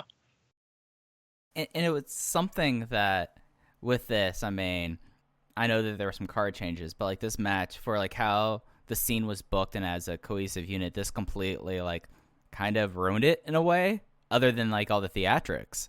And it was just something that, like, afterwards, it's like, all right, how can you take this unit kind of serious whatsoever with this? So like even like outside like the distasteful and just like grossness of stuff that happened in this match and that post match, it's just kind of like, well, these are like two of the up and comers, and they've just got completely, for lack of better words, shit canned by Tommy Dreamer. And it's frustrating because in the opener, that's the biggest crowd that AR Fox had worked in front of in America, because the Atlanta shows, he was in like the Frays and the elimination matches, and he wasn't booked in Arizona. So, and this is pre-Fox and PWG as well. So we're talking about a guy who is on the biggest platform in America he's had, and all of his signature moves are really over. AR Fox was clearly catching on with the homegrown fan base at the time, and right when the scenes start to become a regular unit in this promotion where they're on every show, they could have given Scott Reed especially a real chance to break out, to look strong, to have a great match, and instead he was in what I think is one of the worst matches we've seen up to this point in the promotion's history. Yeah, this is absolutely abysmal stuff. There was more gross stuff afterwards with Tommy Dreamer kind of doing Tommy Dreamer things with Shelly Martinez. And then we had a very polite promo from Pac where he saves the day and he says he's here for him. It's finally here for him and Loki, and he's excited for this match, my friend. And it's something where, like, now we have Pac in 2020 and how he's been such a presence, at least last year and in 2018. It was like, I miss him. Heel. Oh, I miss him so much. Like, he is by far, like, right now, my favorite wrestler that I'm not seeing any of, and that's including Akira Tozawa. Like, I miss Pac so much, and like seeing this promo, I was like, oh, it's young babyface Pac. It's not the bastard that we get to know. Wrestling is just less fun without Pac in it. It's like Alan said, I miss him. Like, it sucks that he's not around, and all I have in my notes for this promo is, oh, how far he's come. Yeah, it's something, and but he obviously is a much more confident talker and just a more confident person in the recent years of his career compared to this point. But at the same time, I thought this was a very effective promo in just kind of getting across that this was going to be a real sporting contest that Pac was genuinely excited for. Like, he came off really genuine in this promo, and I thought it was kind of good for his character and just good for kind of me gaining an interest in him. Absolutely. And it's something where, you know, as like how the way they built this match, it was done really well, especially considering the kind of promo Loki was later on. Loki going like, yeah, I'm a warrior, I studied you, and I know that this is going to be an excellent contest. And it's like both these guys are coming in with like an actual super show kind of feel into this match. So like this is all really effective stuff, I felt. Yeah, I would agree. I like serious sportsman Pac quite a bit. And then we had, speaking of serious sportsmen, we had Sami Callahan in the next match as he faced BB Hulk. BB Hulk got the win with the first flash. And I am someone that, like, DUF, by the time, and we're getting to the point of DUF where during the live following this promotion, I was completely tired of them and Sabu. But I've realized that Sami Callahan in 2011, 2012, outside of all the DUF hysterics, and like a match with like him and BB Hulk is really a whole lot of fun, especially with like how brutal this match was for someone like Sami Callahan. I know, Case, you call it the white trash MMA style, and it matched up really well with BB Hulk, I felt like. Yeah, Alan, I was kind of wanting to know your thoughts on the DUF as a whole, because one of the big revelations that I've had rewatching these shows is outside of the Sabu stuff, one, Callahan used to be such an awesome worker, and two, I really like the presentation of the DUF. It feels like an authentic Dragon Gate unit, but is really specialized for the American audience. And that's not, I didn't think fondly of the DUF before I rewatched all this stuff, but I've really liked them on rewatch.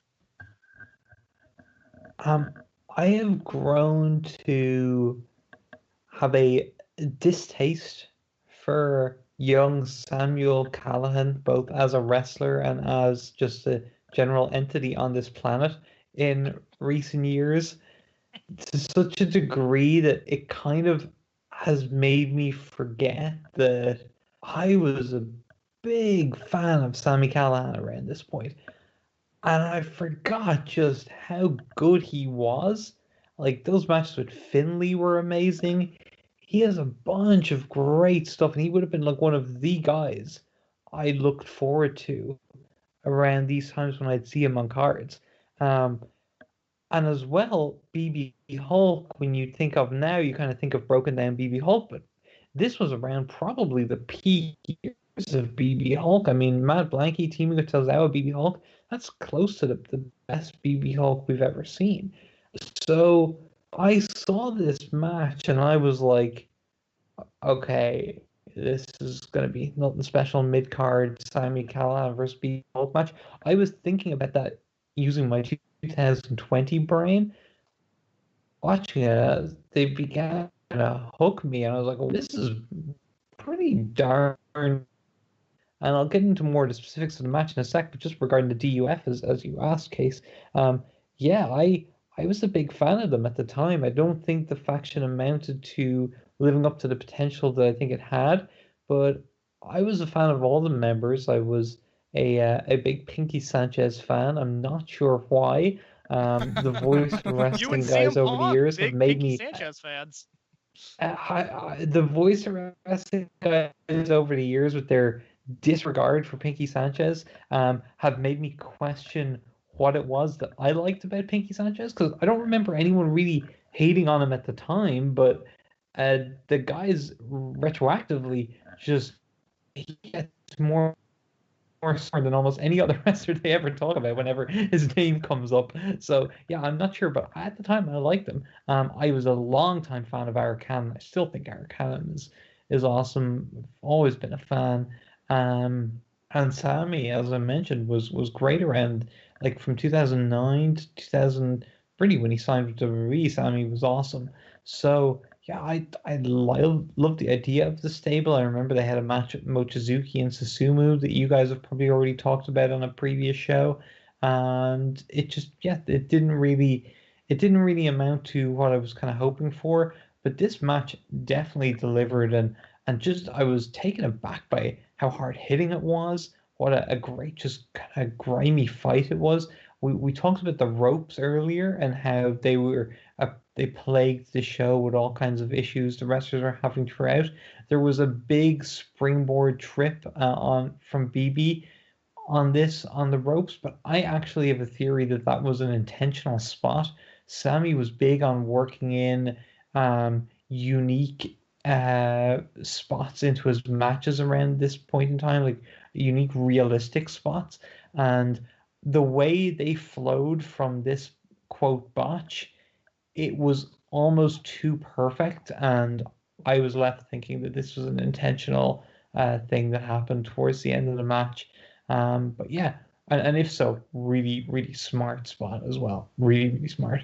And yeah, overall, excellent stuff with a anticlimactic finish that was a little. We'll talk more about the finish as it relates to the next match as well, but didn't really like that. Was one of the worst things about the show to me. Yeah, I'll let Mike tackle the finish in just a second. I do want to point out, Alan, if you get the chance, I think it's Fearless 2011. It's the same weekend as the Susumu and Mochi versus DUF tag, but there's a Callahan versus Mochizuki singles match. Rewatch that match, and it will make you hate everything Sami Callahan's done over the last 5 years so much more, because Sammy's next level good in that match. He hangs with Mochizuki during Mochizuki's peak, and it's just incredible to see how the career has gone ever since. I will check it out. It is something about that. I think it was Fearless was that match. It was Fearless 2011 for that one. So the finish of this match, So everything was all pretty solid until Christina Von Eerie, who was saying that she joined a stable, came out and she got up on the apron. She grabbed BB Hulk's ball of wine, drank it, and then teased like that she was going to be a DUF, but instead she spat it into Sammy's face, missing him, and then Hulk hit the first flash to win.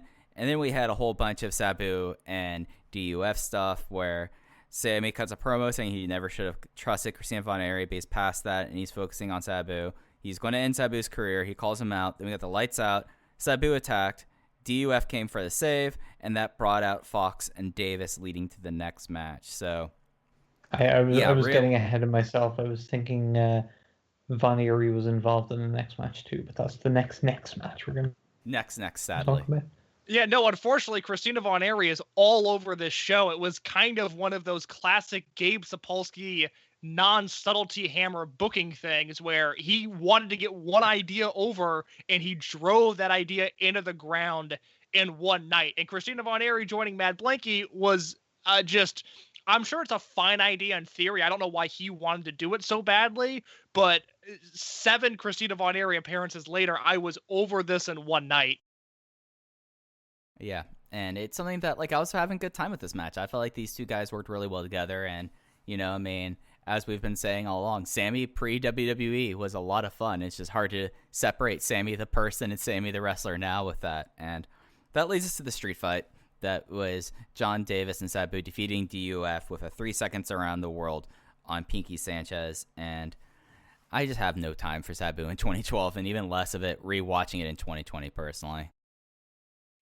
Yeah, I mentioned earlier how I was disappointed that they gave the scene a platform, but didn't really give them anything worthwhile to do. And the same can be said for John Davis, who Mike and I have been losing our minds for on Rewatch. We're shocked he wasn't picked up by FCW at this point. It just seems like a perfect fit there. And for John Davis to be stuck doing Sabu stuff on WrestleMania weekend was a real bummer for me. I'm trying to find frantically the amazing Sabu tweet from this week. I don't know if you guys saw it. Yeah, I did not. Here we go. Today. So he Rob Naylor had a amazing gif of a spot from a Sabu Lightning Kid match from pre-ECW, where Sabu takes a crazy dive and lands hard on the floor, catching Lightning Kid. And Sabu retweeted this and said, "Brain damage in my brain. That's why I don't have a big brain anymore. Brains, no brains." And then the next tweet, he retweeted and oh no, I clicked away.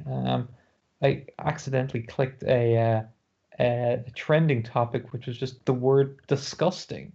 So oh boy, it's brought up a whole lot of things. But okay, so Sabu retweeted the same GIF and said, quote, "Nick Bockwinkel, 3 words, came up to me after the match and said I was the best he's ever seen. And I said, what about my high, H-I with a capital H, spots, PL or saying," I guess that's people are saying, "I am killing the biz, ... Said anybody who doesn't agree, never seen you perform." I guess Bockwinkel said that. Nick Bockwinkel. Oh, Sabu. He, jeez. I mean, that I'm kind of sad we live. Cancelled more times than Joe Lanza. I mean, I'm now pulling up his Twitter page, and it's really there's some really like just bad photos that he has most recently posted of his feet, and now I'm regretting pulling up this page. Oh boy, Sabu. I don't think Sabu's confessed to any murders, but Sabu's Twitter has a similar vibe to Marty Jannetty's Facebook, and that I can't believe he publishes everything that he publishes. I just clicked media, and I really shouldn't have after Mike's warning there. The feet are heinous, aren't they? Oh God! Oh my God! Oh, scarred. And unfortunately, those feet are Sabu himself. those feet are probably as good or slightly better than what I thought was this tag match that was very 2012 Sabu, very mediocre and unentertaining. Very plotting. And as you said, like a big waste of John Davis, who I was someone who was very anti John Davis in the time, but now I'm like, come on, John Davis should have been a 2-on-1. So John Davis comes out, lays everyone else out, and claims the win, and I've been a better John Davis. I just want to see John Davis destroy people, and that didn't happen this match, and that made me sad. Yeah, it's a missed opportunity to once again not feature the young talent that was making Dragon Gate USA interesting. Yeah, I'd say that for sure. Then post-match, Sammy jumps Sabu. He had a broken bottle, calling back to how he bloodied up and defeated Air Fox on the year-end show in 2011. But instead, he will not let it end on like this.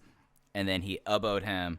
And that led to the Loki promo that we talked about a little bit before, where Loki, the historian of wrestling, Alan, we discovered that during one of the shows that we've done previous to this, that Loki knows everything about every wrestler, and therefore he is the definitive source here. And he was really excited for the moment, and he recognizes skill when he sees it, and really great job and the very low-key way of building up this match. Yeah, I could bust out my low-key impression, but my voice is a little scratchy at this late stage in the day. I think I'll have to keep it under wraps. But a quality promo like the Pac one earlier to just really set the tone for their match, and their promos really fit with the way the match was wrestled, which we'll get to. And I just really like the whole presentation. This was at the end of this show, I was left with positive feelings for Loki, and he is a man who, more than most wrestlers, I go back and forth on having positive feelings for the man versus negative feelings for the man, and this was definitely a positive impression he left with me. Oh, absolutely. A promo worth you going back and checking is the end of the show promo on Golden Gate, where he basically gives a book report on every wrestler in the ring, talking about battle arts with Masaaki Mochizuki. Masaaki Mochizuki had a very bemused look on his face. Amazing. Okay, I'm gonna do a low-key impression now. When I had a 40-minute conversation with Loki on the afternoon of a WXW show in 2017. Which was the most intense 40 minutes of my life. He was on crutches after having I don't want to say blowing out his knee, because that was, we thought the word was, and the way he described it was, he blew out his knee on the first night. But he was back wrestling pretty soon again after that weekend. So I think he might have just not wanted to do a job or something like that, and took the rest of the weekend off and was going around on crutches. But anyway, so I have this conversation with him, and it's super intense. And at one point, he just as a complete sidebar, just goes, something came up about like stealing people's moves or something like that, and he was like, I was brought up in the New York hip hop scene. I know you don't take another man's material. And Finn Balor, I see him. People don't think I see everything, but I have my eye. And he points to his eye, and it's like, and it just really slowly points to his eye and looks directly into my eyes. I have my eye on everything and everyone. And Finn Balor taking my move, that wouldn't fly on the streets. It's just like... What a legend. What a legend. So yeah, Loki has his eye on everything and everyone, even if you don't think he does. I love Key so much. I've said it before. I think wrestling needs more low keys and less Dan the Dads, and I am all for. Oh, for sure. Nothing against Dan the Dad. I actually couldn't even pick Dan the Dad out of a lineup. So, but I definitely agree. Loki, for me as a fan, like maybe not as like. Dan the Dad is probably a more pleasurable person to have around the locker room than Loki. Although I should say that weekend in WXW, Loki was getting rave reviews from everyone, management to young wrestlers to anyone who had any interaction with him. He was just a complete gentleman, a complete professional, and so helpful, and took an interest in everything, and was giving so many people feedback. And he just rave reviews across the board for Loki that weekend. But the other thing he bamboozled me with on in that conversation was he was talking about his mentor. He was like, my mentor, and I was like, he's referenced his mentor now a few times. I was like, are you talking about Manny Fernandez or Homicide? And he goes, no, no, no. You know who my mentor is? And I was like, no, sir. And he goes, my mentor. Oh no, I'm forgetting the guy's name now. Oh, I can't end the quote. Oh, ECWA my mentor was Jim Kettner. Everything about the business and he leans in and kind of brings his head down because that's what this is, a business. And I was like, okay, Loki, right on. Jim Kettner, my mentor. My man, Jim Kettner, that rules. I love every Loki story I hear. That is so great. Oh gosh, I miss him so much. I hope Loki, wherever he is keeping it up. Keeping his eye on the business. I don't know if Jim Kettner's still with us, but I'm hoping that is the case. But Loki is watching us right now as we record this podcast, Mike. I'm looking into my webcam right now. There's no light on, Alan, but I'm suspecting that somewhere with like spyware, Loki has a camera on everyone, and I'm trying to make sure that I'm going to say things appropriately because there's probably, other than Masato Yoshino and Masaaki Mochizuki, there's no person I want to let down less than Loki. Let's talk about Masaaki Mochizuki. He's in the next match. He is. The next match was my match of the weekend during the time, and 8 years later still is.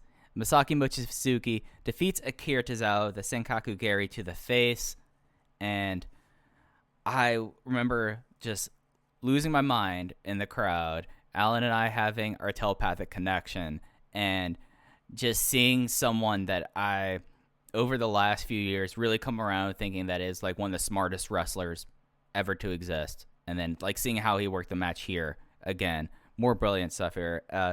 It's hard for me to put in words how much I enjoyed this match. It's two of my favorite wrestlers of all time going up against them one-on-one. Just was a little disappointed we had some Christina Von Eyre in this. Alan, is this the best Mochizuki match you've seen in person? Great question. I think the best one he had in the UK was probably the Susumu match in Cambridge. And both times I've been to Japan on Dragon Gate shows, he's been in multi-man tags, albeit very fun multi-man tag. Actually, you know what? On the last show, he was in a quick match with, it was a singles match with oh no, it was a tag actually, sorry, but it was quick and it ended in a no contest with Okuda on the other side. They just were throwing hands and had to be separated. That was fun, but it wasn't as good as this, obviously. Again, probably not as good as this, but I saw him against Minoru Tanaka on a Nosawa show. Oh, that's right, you were at that show, yes. So that was really good too, especially in person. Like literally, like I know that was a match Joe Lanza was hyped for because they're two Joe Lanza favorites, and I hyped it up when I came back. So when that match surfaced online, he was excited to see it, and he was kind of disappointed by it. But honestly, it was one of those matches that I think gained so much from literally sitting 10 feet from the ring, watching these two in person, and the physicality and the intensity that was on display throughout the match. Just, it doesn't come through on a Nico recording, So that was really cool, especially seeing those guys with their history that they had with each other. But yeah, Mochizuki wasn't on any other Mania weekends, wasn't he not? So this was probably the Susumu match in Cambridge was really good too. So it's 1 and 1A in whatever order I'd put them in. I'm not sure. Yeah, this blew me away. I had not seen this match before, and it's exactly what you'd expect. These guys always had good matches. The October 2011 is a classic. I think it's October 2014 they wrestle again in Corkin Hall, and it's just a mind-blowingly great, and this is on the level as those two matches. Tozawa's so over on these shows. He is far and away the most over guy, despite the Christina Von Aries stuff, and despite really trying to lean into Mad Blanky being a heel unit, Tozawa is getting the strongest reactions out of anybody on these shows, and he's getting cheered in the process. I went 4.5 stars on this match. I thought it was, I just loved it so much. It's exactly what I wanted from these two guys. You could tell they structured it differently from that October 2011 Corkin title match. Like, that was wrestled like a world title match that you'd have in front of fans that were familiar with you intently. This was wrestled like what it was, a match with in front, like as a showcase match in front of a crowd that maybe weren't fully familiar with the guys, especially Mochizuki. And boy, was the proof in the pudding of how good this match was by the fact that it went from me and Mike being the only ones chanting and cheering for Mochi at the start of the match to, by the end of the match, the crowd going crazy for both guys and huge chants for both guys, and big reactions to both their signature spots. They just crafted a perfect match in terms of slowly bringing the fans on board, letting them figure out what Mochizuki was all about, and once they had them in the palm of their hand, boom, just hitting the accelerator on it and just making them go crazy. It was just such a smartly worked match for the position they were in. They thought about it in terms of, okay, what's our situation here? What makes sense? Like, if they were to just do the same match they did at the October Corkin, it wouldn't have been suitable.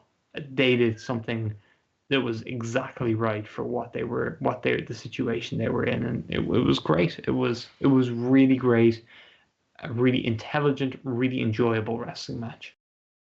And on top of that, like, absolutely, I co-sign everything Alan said about this was not worked like that they assumed a lot of familiarity, but they did have some nice throwbacks and callbacks for people that intently watch them, and especially their October match, because the big story about Tozawa was he was not able to get the straitjacket on him. And the idea was that, like, there's a time where Tozawa would, like, try to go for it, but Mochizuki, I remember this being such a big near fall in the October match where Mochizuki worms one of his arms out, and that gives him the ability to kick out. Like, it was the first time that someone kicked out of the move because he was able to worm his arm out. And they did enough, like, teases in this match that was like they weren't just operating on, okay, this is a show in front of people that aren't familiar with us both live and on the internet, but they also, like, did, like, little things in this match that I was like, all right, they're playing into their overall story, that I just was enthralled by that. Yeah, it's as good of a match I've seen from Dragon Gate USA. I mean, we had the main event of the Los Angeles show, which I think I went 4 3/4 on the Shima and Ricochet versus Mochi and Susumu match. But this is as a high-level singles match. I need to check that out. I don't remember that match, but if you're saying 4 3/4, I need to watch that again. Yeah, Open the Golden Gate, we talked about the 2012 version of the show specifically, because 2013 has the Tozawa versus Johnny Mundo match, which isn't as strong. That whole show isn't as strong. But Open the Golden Gate is as strong of a show as Dragon Gate USA put on outside of 2013 WrestleMania weekend and then, like, the first 3 shows. That whole show, top to bottom, is Pac and Tozawa, doesn't it? Yes, it's got the Pac and Tozawa rematch, BB Hulk versus Loki, and a really good Sami Callahan AR Fox match. Perhaps the best tables match I've seen between Sami Callahan and AR Fox. Yeah, that whole show, top to bottom, is, again, it's as strong as anything Dragon Gate USA ever did. it just was a truly great show. And I was glad to see how this played off, and this would pay off the next night when we get into that next week. Post-match, Christina Von Eerie has a message from Masaaki Mochizuki, and it was a strike to the groin. It was an awkward message because she was like, there was just a lot of awkwardness with Christina Von Eerie joining Mad Blankey. First of all, when she joined up with BB Hulk, they just looked really awkward beside each other. He didn't really know how to interact with her. She was trying to interact in ways with him, which didn't work. And then when she came out with Tozawa, he was like trying to do the like normal kind of like you see a lot in Japanese wrestling. You see photographers at ringside. You kind of do a pose in your team pose or whatever for the photographers, get some good shots. He was trying to kind of lead her into doing one of those with him, and it was just really awkward. She didn't know where to stand, and he didn't know what to do. It was just very awkward. And then she shouts at like at one point in the match when the referee is talking to Tozawa. Now, if this was tongue in cheek, it's probably witty, but I don't think it was. She goes, "He can't even speak English," when the ref was talking to Tozawa. And it was like, at this stage, Tozawa was pretty much fluent in English, as you would see from like promos and just his general in-ring banter. He was always speaking English. So I'll give her the benefit of the doubt and maybe say that was just tongue in cheek, but I don't think it was. And then the other thing was in this promo, I got irrationally annoyed when she was like, "This is a message for you from the Mad Blankey," and I was like, "Oh, the Mad Blankey! Oh no! If you're gonna join a stable, just at least know the name of it." Do we know why she was brought in? I was talking to Mike before Alan joined our Skype call. That was Von Eerie dating Sami Callahan at the time? Like, I mean, she's talented. I don't have an issue with her, but I'm trying to figure out why Gabe felt the need to inject her into Mad Blankey. I have zero idea, other than she was available. And I mean, she's done DGUSA stuff before, so that would make as much sense as anything to me. Yeah, she was starting to kind of get a bit of a name as one of the. She was on the West Coast, I think, around this time, so she was kind of starting to get a name out there a little bit and becoming one of the kind of like in a women's scene which had a much more shallow depth pool back in 2012 versus the last few years. She was someone who was gaining a lot of attention and bookings, or at least very much starting to. Yeah, I think that's probably the rationale there, but it's so awkward. And like also another thing that happened with her, and then it's not, I don't have the intent to entirely bury her, but Tozawa was like, "Oh, I know how to get people into this, and I'm gonna be like a weirdo being Tozawa." Like as soon as they came out of the entranceway, and after the awkward thing, like he like reached and did it and gave her a hug, and she just had the look of, "I don't know what's going on right now." Like, I don't think she was aware that Tozawa is a weirdo and will do stuff like that. Yeah, she came across in all her actions with Tozawa and BB Hulk like she hadn't watched any of their stuff and she hadn't spent any time around them. And I actually like Christina Von Eerie as from what I've seen of her as a performer over the years. Not seen much over the years, but generally I've liked her stuff. Like a pretty decent wrestler. To me, if you're gonna get a central spot on one of the company's biggest shows of the year, WrestleMania weekend, and you're gonna be linked up with the top guys from the Japanese promotion, I mean, at a bare minimum, I would expect you go into that having watched hours of tape of these guys, knowing everything about them. She should know how Mad Blankey formed, the history of that faction. She should be listening to iHeartDG podcasts. Like, that is, to me, a bare minimum expectation. Now, to be fair, again, I'll give her the benefit of the doubt. This could have been something that was landed on her on, like, day of the show. So if that's the case, then, yeah, it's entirely kind of plausible that she'd have such a lack of chemistry with these guys and not kind of not really understand different things about them or their characters. So maybe that was the case. But if it was something she was given a tip off to in the weeks leading up, she should have been um, absolutely familiar with everything about Hulk, Tozawa, Dragon Gate as a whole. No, absolutely. It's something that it felt like, and a lot of things that has been an issue of DGUSA is someone that, for lack of better words, is glued onto something without actually having the right fit or awareness. So it feels awkward, and I feel like that was very, very evident here. Yeah, and then go ahead, Mike. Oh, I was going to say, unless y'all had anything else to add on to this match, this is, in my opinion, without that United Gate match notwithstanding, this is so far the match of the year in DGUSA. I would agree with that, and unfortunately, the Johnny Vandal Samurai Del Sol match did not reach those heights. Yeah, so this was a quick squash. Samurai Del Sol, after his really surprisingly just awkward and bad performance with Masato Yoshino the night before, defeated Johnny Vandal in 3 minutes 15 seconds with a Poison Rana. Johnny Vandal, Florida guy. When I would go to shows in Florida, I would see a lot of them, and he was always just kind of there. And did not really add much to the squash, but at least Samurai Del Sol, after how bad the match was with Masato Yoshino, at least at least with how DGUSA was set up, in my opinion, set him back on the right path because he needed it after the match in Hollywood. Yeah, an impressive squash match, and like you said, Del Sol really needed this after his debut performance. Samurai Del Sol was someone who I was so excited about coming out of these shows. Just as 2012 marched on, he was one of the absolute exciting guys on the indie scene. But it all happened so quickly for him. It was a blur. He came from nowhere. I was like, who's this guy?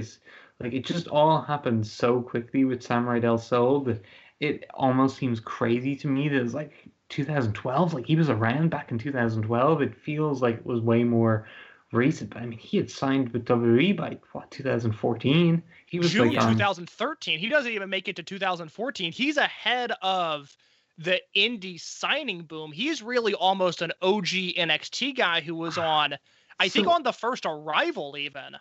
So when did he go through all his stuff with being Octagon Junior? Octagon Junior. Or no, it was Flamita that had wasn't it Flamita that had the altercation with the original Octagon? Which one of the guys had the altercation? So before this, or during this time that we're talking about in 2012, 2013, Conan was super high on Samurai Del Sol for obvious reasons. Brought him in, and he did a week of Octagon Junior, as Octagon Junior was paired off with Pentagon, with Penta El0M, and then he signed and left, and then he brought in Flamita, and then Octagon was the one that was the time that Octagon and some goons pulled a gun on Flamita at a signing and took off his mask. So weird history with Dragon System people and Octagon, to say the very least. That is literally the saddest video I've ever seen. Flamita essentially getting jumped. That bums me out so much because I've never heard a bad word about Flamita. He seems like the nicest guy, and that situation was just awful. I had a really nice chat with him at the WXW. He was so nice. I brought up UT to him, and he was just oh, poor UT, always injured. That is correct. Oh, poor. I mean, that's the natural reaction to it, right? Oh, UT. Oh, poor UT, always hurt. Oh, man, I miss Flamita too. Talking about people that you miss, Flamita now with everything. I mean, luckily it seems like he's not done anything at all. I know Bandito was doing CMLL, but I guess Flamita, maybe he's getting more jacked in these times. I would like to see Flamita show back up in Ring of Honor and just suddenly just has another 30 pounds of muscle on him. He signed the Ring of Honor contract right before the pandemic, didn't he? All three of them did. He signed with Ring of Honor, but Flamita got hurt right before things shut down. So the shutdown has actually been a benefit to him because he's really missed no time. But I think he had a pretty severe leg injury in January or February of this year. Okay, yeah, I often think that with some of the guys Mark Davis is another one I was thinking of recently, and Naoya Nomura in All Japan. These guys who had really bad injuries at the start of the year or maybe we're like in Nomura's case was like, will I have the surgery and be out for ages, or do I try and fight through? And it's like all these guys who missed all this time. It's like, what did they really miss, you know? So it's it kind of is this year was definitely, if you're gonna have to like lose a year of your career to injury, this was definitely the year to lose. I mean, I just pulled up Flamita's Twitter just to see how he is, just check on him. ROH is selling a T-shirt of a penguin and a Flamita mask that he's eating a slice of pizza. That's absolutely adorable. I saw that. That was that ROH put up, like, they had some kind of music video kind of thing they did with all their talents during lockdown, and there was a thing with Flamita and the pizza and the penguin, and I was like, what is all this about? And I tweeted about it, and I said it was amazing, and my good close pal from Germany, D-Rotation, who would have spent a ton of time with Flamita, would be DTU. good pals with him. He DM'd me and he explained to me this penguin pizza thing. I'm trying to pull it up here now. Give me 2 seconds. I might buy this T-shirt. I like this T-shirt so much, and I don't buy many wrestling T-shirts that aren't like Dragon Gate T-shirts. This T-shirt is that good, Case. Yeah, no, I've seen it. I love it. It kind of has the same energy as I think it's the Naruki Doi baseball T-shirt. Is that something that exists? The Flamita Penguin Pizza T-shirt it gave me a similar vibe. I have the Naruki Doi penguin T-shirt.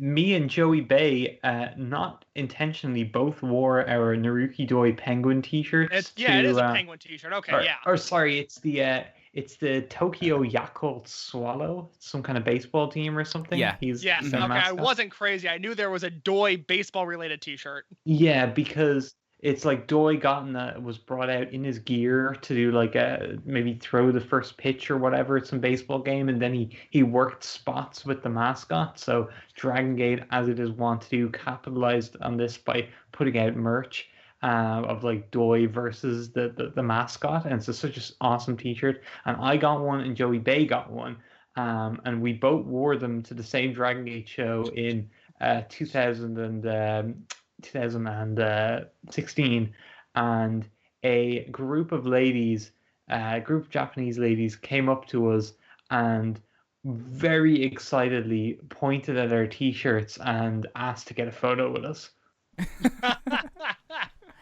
I remember him like giving the Swallow a muscular bomb. Like, it was nuts. Something like that. Rotation just sent me a like screenshot of interactions in Spanish, DMs in Spanish that he had with Flamita, and he says, I swear he asked me every night if I could order him some pizza with ketchup. And it's their conversation here, which is pizza, ketchup, So Flamita likes ketchup and pizza and penguins, I guess. What a absolute legend there. Hey, that's how you put on that mask like he did, I guess. Lots of pizza. I mean, there you go. And I have ordered that T-shirt while you were looking that up, Alex. Amazing. That is some quick work, Mike. I mean, you keep the PayPal logged on, you get it ready to go, and I was like, okay, I love Flamita. I miss Flamita. That T-shirt rules. I'm getting that, so I'll be very proud. And I might get that T-shirt before this episode goes up. I will take a photo of me in the T-shirt in the tracksuit to fully endorse all of this. So I'm elated right now, and then I'm also somewhat elated because the next promo was Uhaa Nation crestfallen, saying he might be out for a while with a torn tendon. He'll be back sooner rather than later because he is the future of wrestling, and he is the one-man nation who is indestructible with liberty and justice for no man. Alan, Uhaa Nation's promos. I don't think Alan's heard the episode where I dubbed the debut Uhaa promo as the greatest promo I've ever heard, slightly unironically. I'm so glad Uhaa brought back the line with liberty and justice for no man. I think that is terrific. I loved this promo, and I'm so upset that he got hurt when he did because his career was about to take off in such a big way. It really was amazing how he just picked up where he left off when he came back. Like, that year out really doesn't seem to have affected his trajectory at all. both in the US and Japan. Like he had one tour of Japan. He was on the shows at the end of 2011. I remember the Christmas shows. He was on those. And then he missed a year, and then he was pretty much back in Japan and back getting a push in the US as soon as he started wrestling again. It was like this guy was such a once in a generation talent that it was like impossible for him to lose momentum. Everyone was just itching to get him back into the mix as soon as possible. But I remember him going around on his crutches at intermission, and I was just so sad for him. And I went up and I was like, "Oh, dude, you were doing so well. I'm so sorry this happened." And he had such a smile on his face. He was like, "Oh, we won't let this set me back." Da, da, da, da. He was just had such a positive attitude, and it was like, oh, he couldn't help but really like the guy. And I remember he spent the summer of 2012, whilst nursing his knee injury. He spent the summer watching the Euro 2012 soccer tournament, and then he came on my show for a special soccer edition of the DKP where we talked about Euro 2012 in detail. I am going to have to go back and find that. I have not heard that DKP episode, and I'm fascinated by this. That is probably there in the Observer radio show archives. Yes, summer 2012. Find that DKP. It's there. Me and Uha Nation talk soccer. Incredible. That sounds like an absolute delight. And what was also an absolute delight, we've been talking about this match all show. Loki defeats Pac in 23 minutes and 48 seconds with the Warriors Way, and this was like a WrestleMania match, Wrestling Weekend match that lived up to its potential, like a one-time only, first-time match, and it was just truly exceptional. And, you know, the way that they built this up to and the way that Loki was at this time, it felt like something real special. Alan, before I give my takes, I'd like to hear yours. This strikes me as a type of match that if it happened in the modern wrestling scene, it would have so much praise heaped on it as people get more into like as just hard-nosed Timothy Thatcher style grappling and stuff has kind of become more appreciated in recent years, with kind of a lot of wrestling moving towards silliness and being a little unrealistic and more spectacular, but maybe not having as much of the grit and just real intensity that you might want. This is a match that I think would really be appreciated more now than it was then, because I think you probably got, I don't know, maybe this might not have stood out as much back then as it does now, or as it would now. And God, it was just so good. I specifically remember the thing I think about always when I think about this match is early in the match, them doing the bridge spot with the knuckle locks and Pac bridging up whilst Loki was on top of him, kicking his thighs.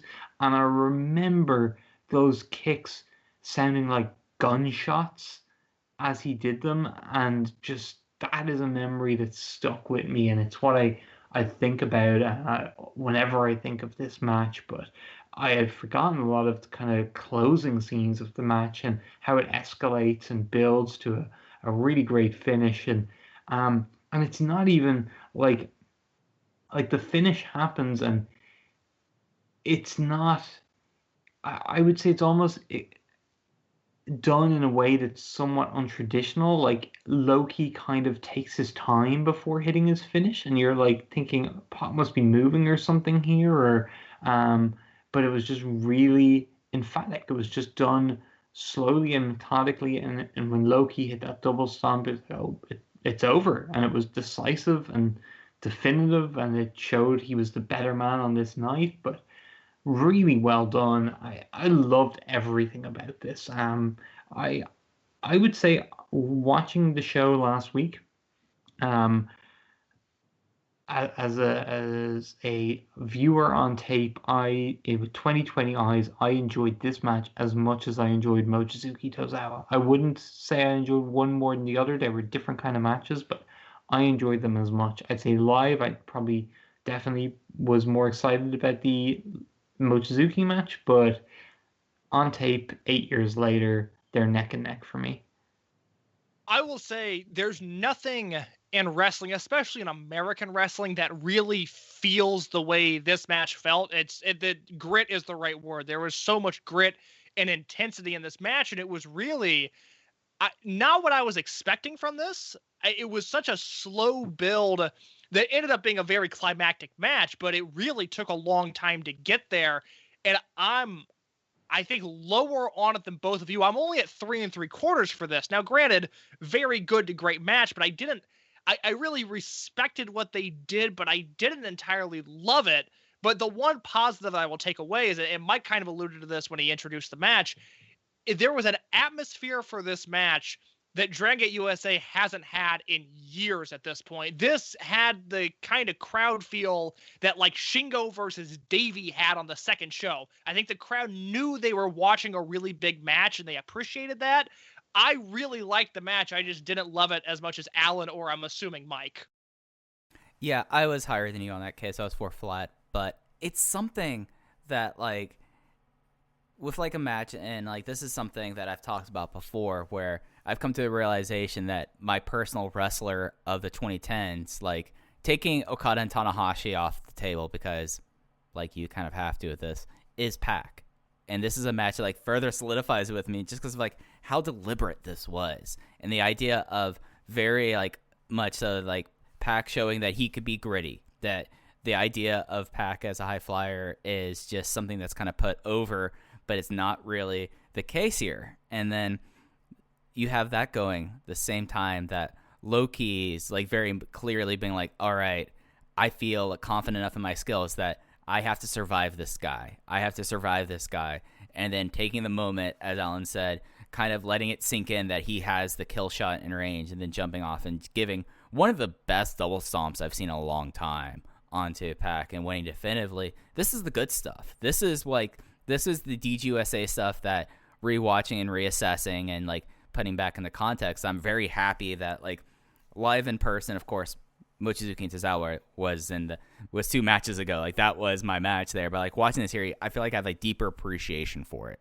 And I think that's why I kind of came out of this match feeling. And the thing that really stands out about this match is just how much everything means in it, because just the littlest things, the littlest counters, the littlest changes in momentum, everything is fought for, and is, you used the word deliberate. That's exactly the word for it, Mike. It's just everything means something because nothing is done for the sake of it. And whether it's a quote rest hold or whether it's a simple change of position or reversal on the mat, everything is done in a way that it just puts it over. They put it over that what they're doing, every motion means something, and that I think stands out a lot in independent wrestling, especially nowadays. So yeah, I thought the world of this. Like you could see matches that would be done move for move the same as this that would be boring, but it would just be because the guys weren't putting their all into making all those things mean something, and that's what they were doing here. Like Loki was, and it's something he does really well. He was just drawing you into his match and the situations that he found himself in this match, and it's again something that I think would probably work really well live more so than tape. Like that. What was the match I referenced earlier? The Mochizuki versus Minoru Tanaka match. Just when you see that level of physicality and intensity from such close range, it really just sucks you in that bit more. Absolutely. And then post-match, we got another great Loki promo saying that he's not one for words, but this was incredible. This was... Oh, and I'll tell you, can I tell you another lie? Lenny Leonard, or it might have been Eric Cannon on commentary, one of the two, I think it was Eric Cannon, had the gall to say, these are the kind of matches, Loki versus Pac, where it's 2 guys, they just want to test themselves against each other. These are guys who, this isn't like boxing, where you got a Mayweather or a Pacquiao and you got money and ego standing in the way. No, not with these guys. I'm like, yeah, sure, not with Loki. Certainly not someone who'd have money or ego stand in the way of putting together a great match. I mean, certainly they didn't stand in the way of all those incredible epic Loki versus Samoa Joe matches that we got over the years in Ring of Honor, that Gabe Sapolsky wanted to book so often, and all those great matches in PWG where Loki defended the PWG title and dropped it to Claudio Castagnoli when he was rising through the promotion. And of course, Loki versus Matt Riddle of Bloodsport. How great did that turn out? I mean, Loki never one to let ego or money get in the way of putting together the best matches that the fans want to see.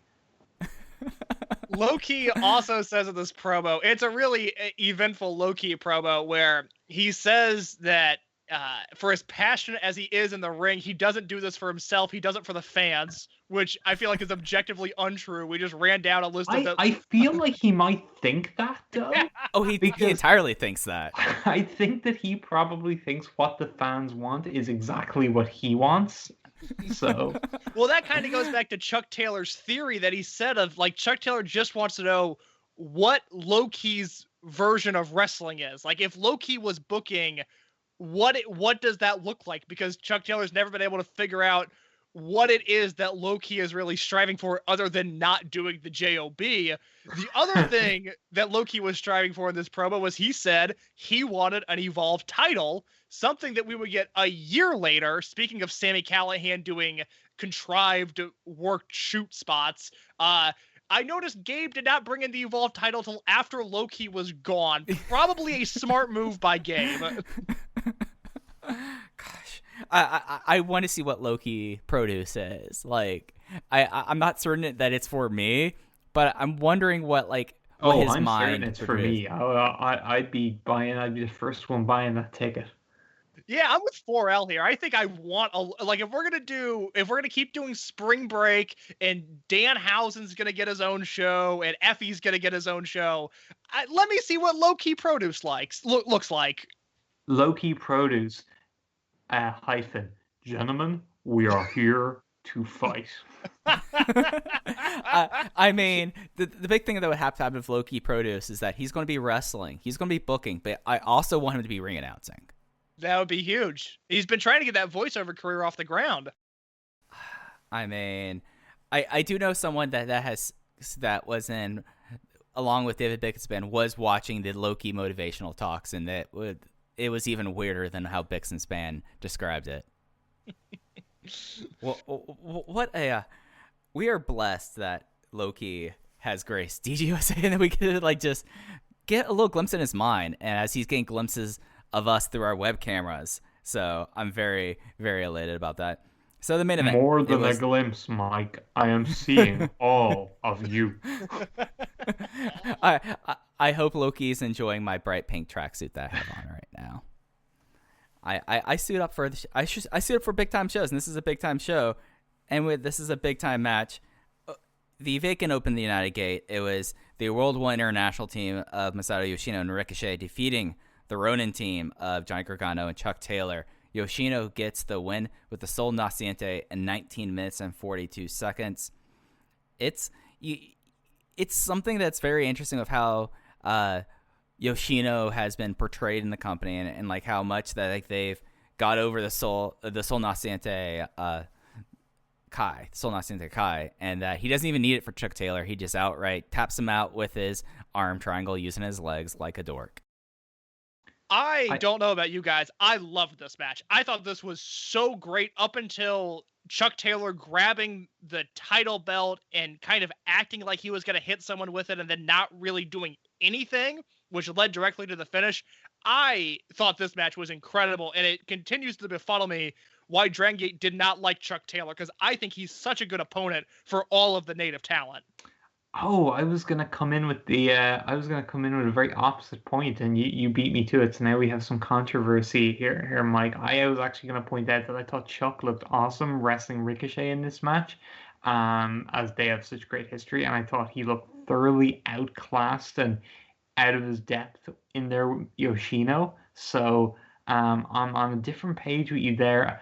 I will say I'm probably letting one particular spot color my opinion maybe too much on that. Especially now that you've said otherwise, I'm thinking maybe I'm just letting this one spot anchor me down, but it was a bad one for Taylor. Yoshino was going for the typical speed muscle spot where he drop kicks one guy and sentons the other, and Ricochet was holding Chuck in place, and Yoshino was coming off for the missile dropkick, and for whatever reason, Chuck decides to like take a step or two out of position, and Yoshino can't really reach him proper on the dropkick, and it causes him to then bump weird on the senton, and you could tell it kind of rattled him. And the next time we get a close up of Yoshino's face, he did not look like a happy man. And there is a slap prior to when Yoshino does this kind of flurry of slaps prior to the Torbellino. There is a slap that Chuck Taylor eats that looked maybe something similar to what was seen on the Miami Beach later that night with Larry Dallas. But yeah, he took one from Yoshino for sure. And Yoshino is known as kind of like a perfectionist, a guy that things don't go wrong with, and he didn't seem happy to have that spot kind of not look good, but also put him and Gargano, who's the guy lying on the ground, at risk. So I don't know what Chuck was playing at there, but Gargano, I went back and forth on throughout this match, thinking, oh my god, Gargano looks amazing, to oh my god, Gargano's stuff looks just so light and phony and ugh. And I realized that I really like Johnny Gargano when he's like doing fast-paced grappling and counters and reversals and stuff. I think he's he was always incredible at that. When he's doing kind of strike-based sequences and stuff, it can tend to look way too overly choreographed, and his strikes just never really look good enough to me. They look like they couldn't break an egg, and yeah. So I went back and forth on Gargano. I thought Yoshino looked amazing throughout the match. I thought Ricochet looked really good throughout the match. But overall, it did all come together to being a really fun bout. And I know live I was giving it the all standing ovation with everyone else at the point where the crowd really got into it. So I was certainly into it live, but I saw some flaws in it watching it back 8 years later for sure. I will say real quick before Mike gives his thoughts on the match, the spot that you were referring to, you're right. I guess I couldn't tell who was at fault there, but now that you explained it, it does seem like Chuck Taylor's fault. And I know when Masato Yoshino eventually retires, I've been working on a piece for voicesofwrestling.com talking to people that have wrestled Yoshino in the past, and a reoccurring theme that came up is Masato Yoshino's perfection. And some of these stories I've heard about Yoshino drilling perfection into the minds of other wrestlers is truly incredible. So that slap is 100% intentional. Yoshino could not have been happy about that. Oh no, that's an amazing idea for an article. I'm really looking forward to seeing that when you're done with it. It's all a matter of when Masato Yoshino decides to retire. It was almost a moment where it could have happened very instantly, and I remember being on the side of Case going, hearing Case go like, "Oh God, I hope this is not happening this weekend." Yeah, there was a little bit of a scare during the Dangerous Gate cage match when I thought I might have to rush to finish an article because Yoshino was going to retire on the spot, but it all ended up working out. But Mike, your thoughts on this main event? So yeah, that missile senton spot was so awkward because it did not look like, because it was very clear that Chuck took the step back and it did not look clean, and instead it was really Yoshino just taking a back bump from the top rope. And you know, this is the last weekend that Masato Yoshino flies over for the US shows, and we've known that Masato Yoshino kind of got tired of it and kind of got frustrated, but between this happening in the main event here and then the night before, Alan, did you ever watch the Masato Yoshino versus Samurai Del Sol match? I don't know if I ever saw that show, to be honest. I don't think I did. I think it kind of got lost in the shuffle of me getting back from America and kind of catching up on stuff. And I don't think that show ever made the priority list. It is probably the worst match I've ever seen Masato Yoshino take part in. No fault of his own. That you could see him getting not just like visually hot, like how he did about Chuck Taylor here, where there was like a camera like that panned up to him, and he looked like that he was like about to storm out of the ring. That mad. So I can see why he was pretty much done at this point with going to America. But yeah, like the thing that struck me really here was, in like the opening moments and like the opening things, Ricochet going for all Shima's submissions. I thought that was kind of like, oh, okay, that's a neat like wink wink nod there. But it's something where like this came together, and that one like Missile Senton spot was so like different from the rest of the of like what this is. Whereas like Gargano and Taylor are like two people that like Chuck Taylor very rarely, I feel like in this promotion, feels like he's outclassed. I mean, part of that might also be because he's been doing variants of Lucha Rest for like the last like 6 years at this point. But it's interesting to see this here, and then see like Ricochet at this point. He is still like on his ascent, and be like, oh yeah, no, this guy is going to be the person. I'm going to be one of the most frustrated people in the world for his professional decisions he makes throughout this. And you know, the whole like Taylor belt spot towards the end, I felt like that knowing what comes after it, I was a little bit more okay with it than in the moment 8 years ago. But I came around to it that like when you like look at like the 3 highlight matches on this show, this definitely all held up, and I was really appreciating it by the time it was over. And you know, this was like the decision that they needed to make here. I'm totally okay with that, especially with what happened post match. Like it made sense why it would have been like, well, I guess we're going to keep the belts on Ricochet, and we'll just toss Yoshino in there, all things considered. What did you guys think about the post-match? The Chuck Taylor turn after, well, I can summarize the whole thing. Shima came out, he said he respects Ronin. They've proved themselves to him. He shook hands with Johnny Gargano, and then at that moment, Taylor knocked down Shima, who was dealing with a neck injury, and super kicked Johnny Gargano and then left. I felt like this was the softest turn possible. It felt predictable. And I mean, it was well executed, but it was just a bit of a who cares me. Like it was so telegraphed that it didn't surprise me in the slightest. The one thing I liked about it was the fact that you could play off that Swan was technically a member of both teams, and his conflicted how conflicted he was in the situation. I thought worked very well, because with Ricochet and Yoshino becoming like essentially a World One International tag team here, that meant it was World One International being represented, which Swan was one of the members of, and he was already, of course, a Ronin member. Whereas if it was Ricochet and Shima, you wouldn't have had that dynamic as much. I really liked it. I do want to ask one other thing about Shima, but I'll let Mike give his thoughts on the turn first. I thought that at least like in the build up, like that it was very clear to me, like it was a very like weak like turn, but it was something that made a lot of sense with at least with how Taylor has been and how they were kind of building that all up in that regard. But yeah, like Rich Swann in a lot of ways throughout the whole entire thing, with Ronin kind of falling apart, first being member of Junction 3, then World 1 International, always was kind of like the more interesting person at play here. And it definitely like felt like that as they close out 2012 and as they moved into, or as they close out 2011 as they moved into 2012. So like I feel like that the Swan part was something that I would have liked to see more of coming out of this.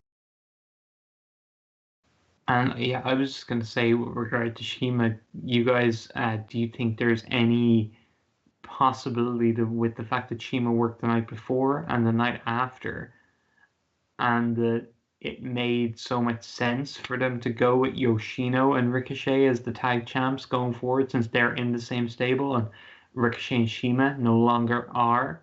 Do you think maybe there's a chance that this was a booking decision more than an actual injury-based decision?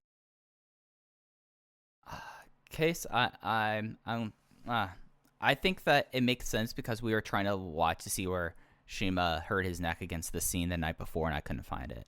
So like he probably his neck was probably banged up, and it probably was helpful that he was able to not work 3 nights in a row, but and that would be a way of moving the belt onto Ricochet and Yoshino without having to do a bunch of convoluted changes. So they're probably like, okay, well, the best way to do this is for Shima to have to vacate, and he probably doesn't want to work the 3 shows anyway, so let's just basically do this injury angle. That wouldn't shock me in the slightest, and I think we know enough about Shima also to say that if he was proposed with the idea of wrestling against Johnny Gargano and Chuck Taylor, there's a good chance he's not feeling that. So maybe it was a last-minute decision. Maybe he hurt his neck and said, well, we'll just do it this way. But I think there's smoke to that fire, Alan. I think that's a reasonable theory to have. Yeah, no, I can definitely see that now, especially seeing like I watched that match the night before looking to see where he hurt his neck, and unless it was just something where he came up wrong after a bump, I think that is entirely possible and an actual maybe likely. And I think that is it. Is there anything else on Open the Ultimate Gate 2012 we need to cover? I think that's it from our end. Alan, anything you wanted to touch on before we get out of here? No, nothing else. I'll give it a bit of a wrap-up rating. I would say this is the definition of an 8 out of 10 show for me. A real good effort. An 8 out of 10 show on a 10 out of 10 first-time trip to America. I mean, you got to get a Miami Hurricanes baseball cap. I don't know what else could make it even better than that. Than also seeing Masaaki Mochizuki and Akira Tozawa at the same time. This was probably many highlights of that trip. It was a great week spent in the sun of Miami. And you did the smart thing of staying into Miami Beach and just venturing out when you wanted to, which would have been like the one concern for people coming over is like, you have to understand that Miami kind of sucks to get around. So you and Sarah had the perfect idea there, and it sounded like that you all had a delightful first trip to America for you and a great WrestleMania weekend as well. But 8 out of 10, yeah, I'd say that's probably where I would have the show as well. Case? Yeah, I think that is a fair assessment. Show hit a little bit bumpy patch there with the scene and with Tommy Dreamer and Sabu. But all in all, the back half of the card was so strong that I would give it a full thumbs up.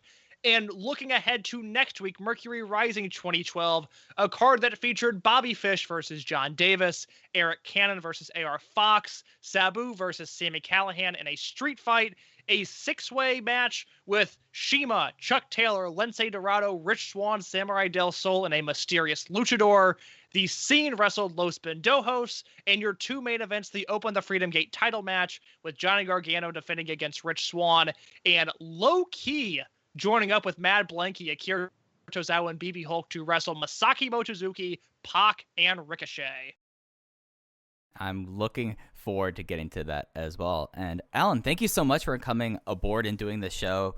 As soon as we started doing the series and knew we were going to try to get people who were there with it, you were the first name to come to mind. I'm glad we were able to get to the point to have you on to talk about it, and I had an absolute blast. Oh, it was my pleasure, guys. Thank you so much for the invite. I have a blast listening to these shows, and it was a blast to come on here and do one with you. Any plugs you want to throw out there, Alan, before we get out of here? Not too much, just Alan4L on Twitter, Alan4L's Pro Wrest Paradise at PW Torch VIP, where you can get all the great content that is published by Wade Keller and his troops over there at the Torch, going back over 30 years now of content that Wade has been pumping out, and so much great archival stuff there. I always like to plug that whenever I plug the Torch, because I just love listening to weekly Sunday morning phone-in radio shows from 1993 and stuff like that. It's just a real... that's something I get a real kick out of. So I love that Wade has all those archived stuff there. The latest newsletter, latest Torch newsletter, I have the cover story running down the main happenings of the G1 Climax Finals weekend. And my latest Pro Wrest Paradise show, I was really, really happy with, talking about the Hall of Fame and my ballot. And I think people would very much enjoy that if they check that out. And I think the next show coming up this weekend, probably by the time you're listening to this. I'm not sure exactly when Case and Mike are releasing it, but the next show I'm planning on doing, we're going to open up the Fuji files once again. Myself and Bose Johnny, we're going to discuss some classic Masanobu Fuji matches. So, yeah, lots of great stuff. And, going to get Case on in the very near future. I'll probably hit him an email in the coming days, and we'll try and schedule something as I go to do a bit of a refresh in the coming months on my greatest wrestler ever. And Case has said that he is going to do the same and come along with me on the journey. And we invite anyone else who wants to do it to please do so and get thinking greatest wrestler ever. Mike, we'd love to have you involved as well. Have you ever sat down and tried to put together a greatest wrestler ever list? When I have thought about greatest wrestlers ever, or when Case has sprung greatest wrestler ever talk on me, I've realized I get in trouble for my takes. I especially involving one person that's near and dear to all of our hearts, Masaaki Mochizuki. It's something that I've gotten a little bit more versed, especially in both Lucha Libre and in Joshi over the last few years. I feel comfortable now putting out a list there, and it's something that I might, because the next one's coming up, in a couple of years now, or is it next year? I don't know if there's an official one planned or not. I just decided that, hey, this pandemic, I don't feel like watching current wrestling. Next spring is going to be. I mean, that's what this kind of is in a way. Next spring is going to be 5 years since the last list, so I think perfect time to do a refresh. You know what? I will get one ready for the spring. I will do this for the first time. Awesome. I'm take pen to paper. I'm going to have my notepads. Case knows how I'm with my notebooks. I'm going to start a fresh notebook where I'm going to try to figure out my top 100 wrestlers ever. Maybe we can get this triumvirate together once more on that road and do a show over on the Torch and have all three of us chatting greatest wrestler ever at some point.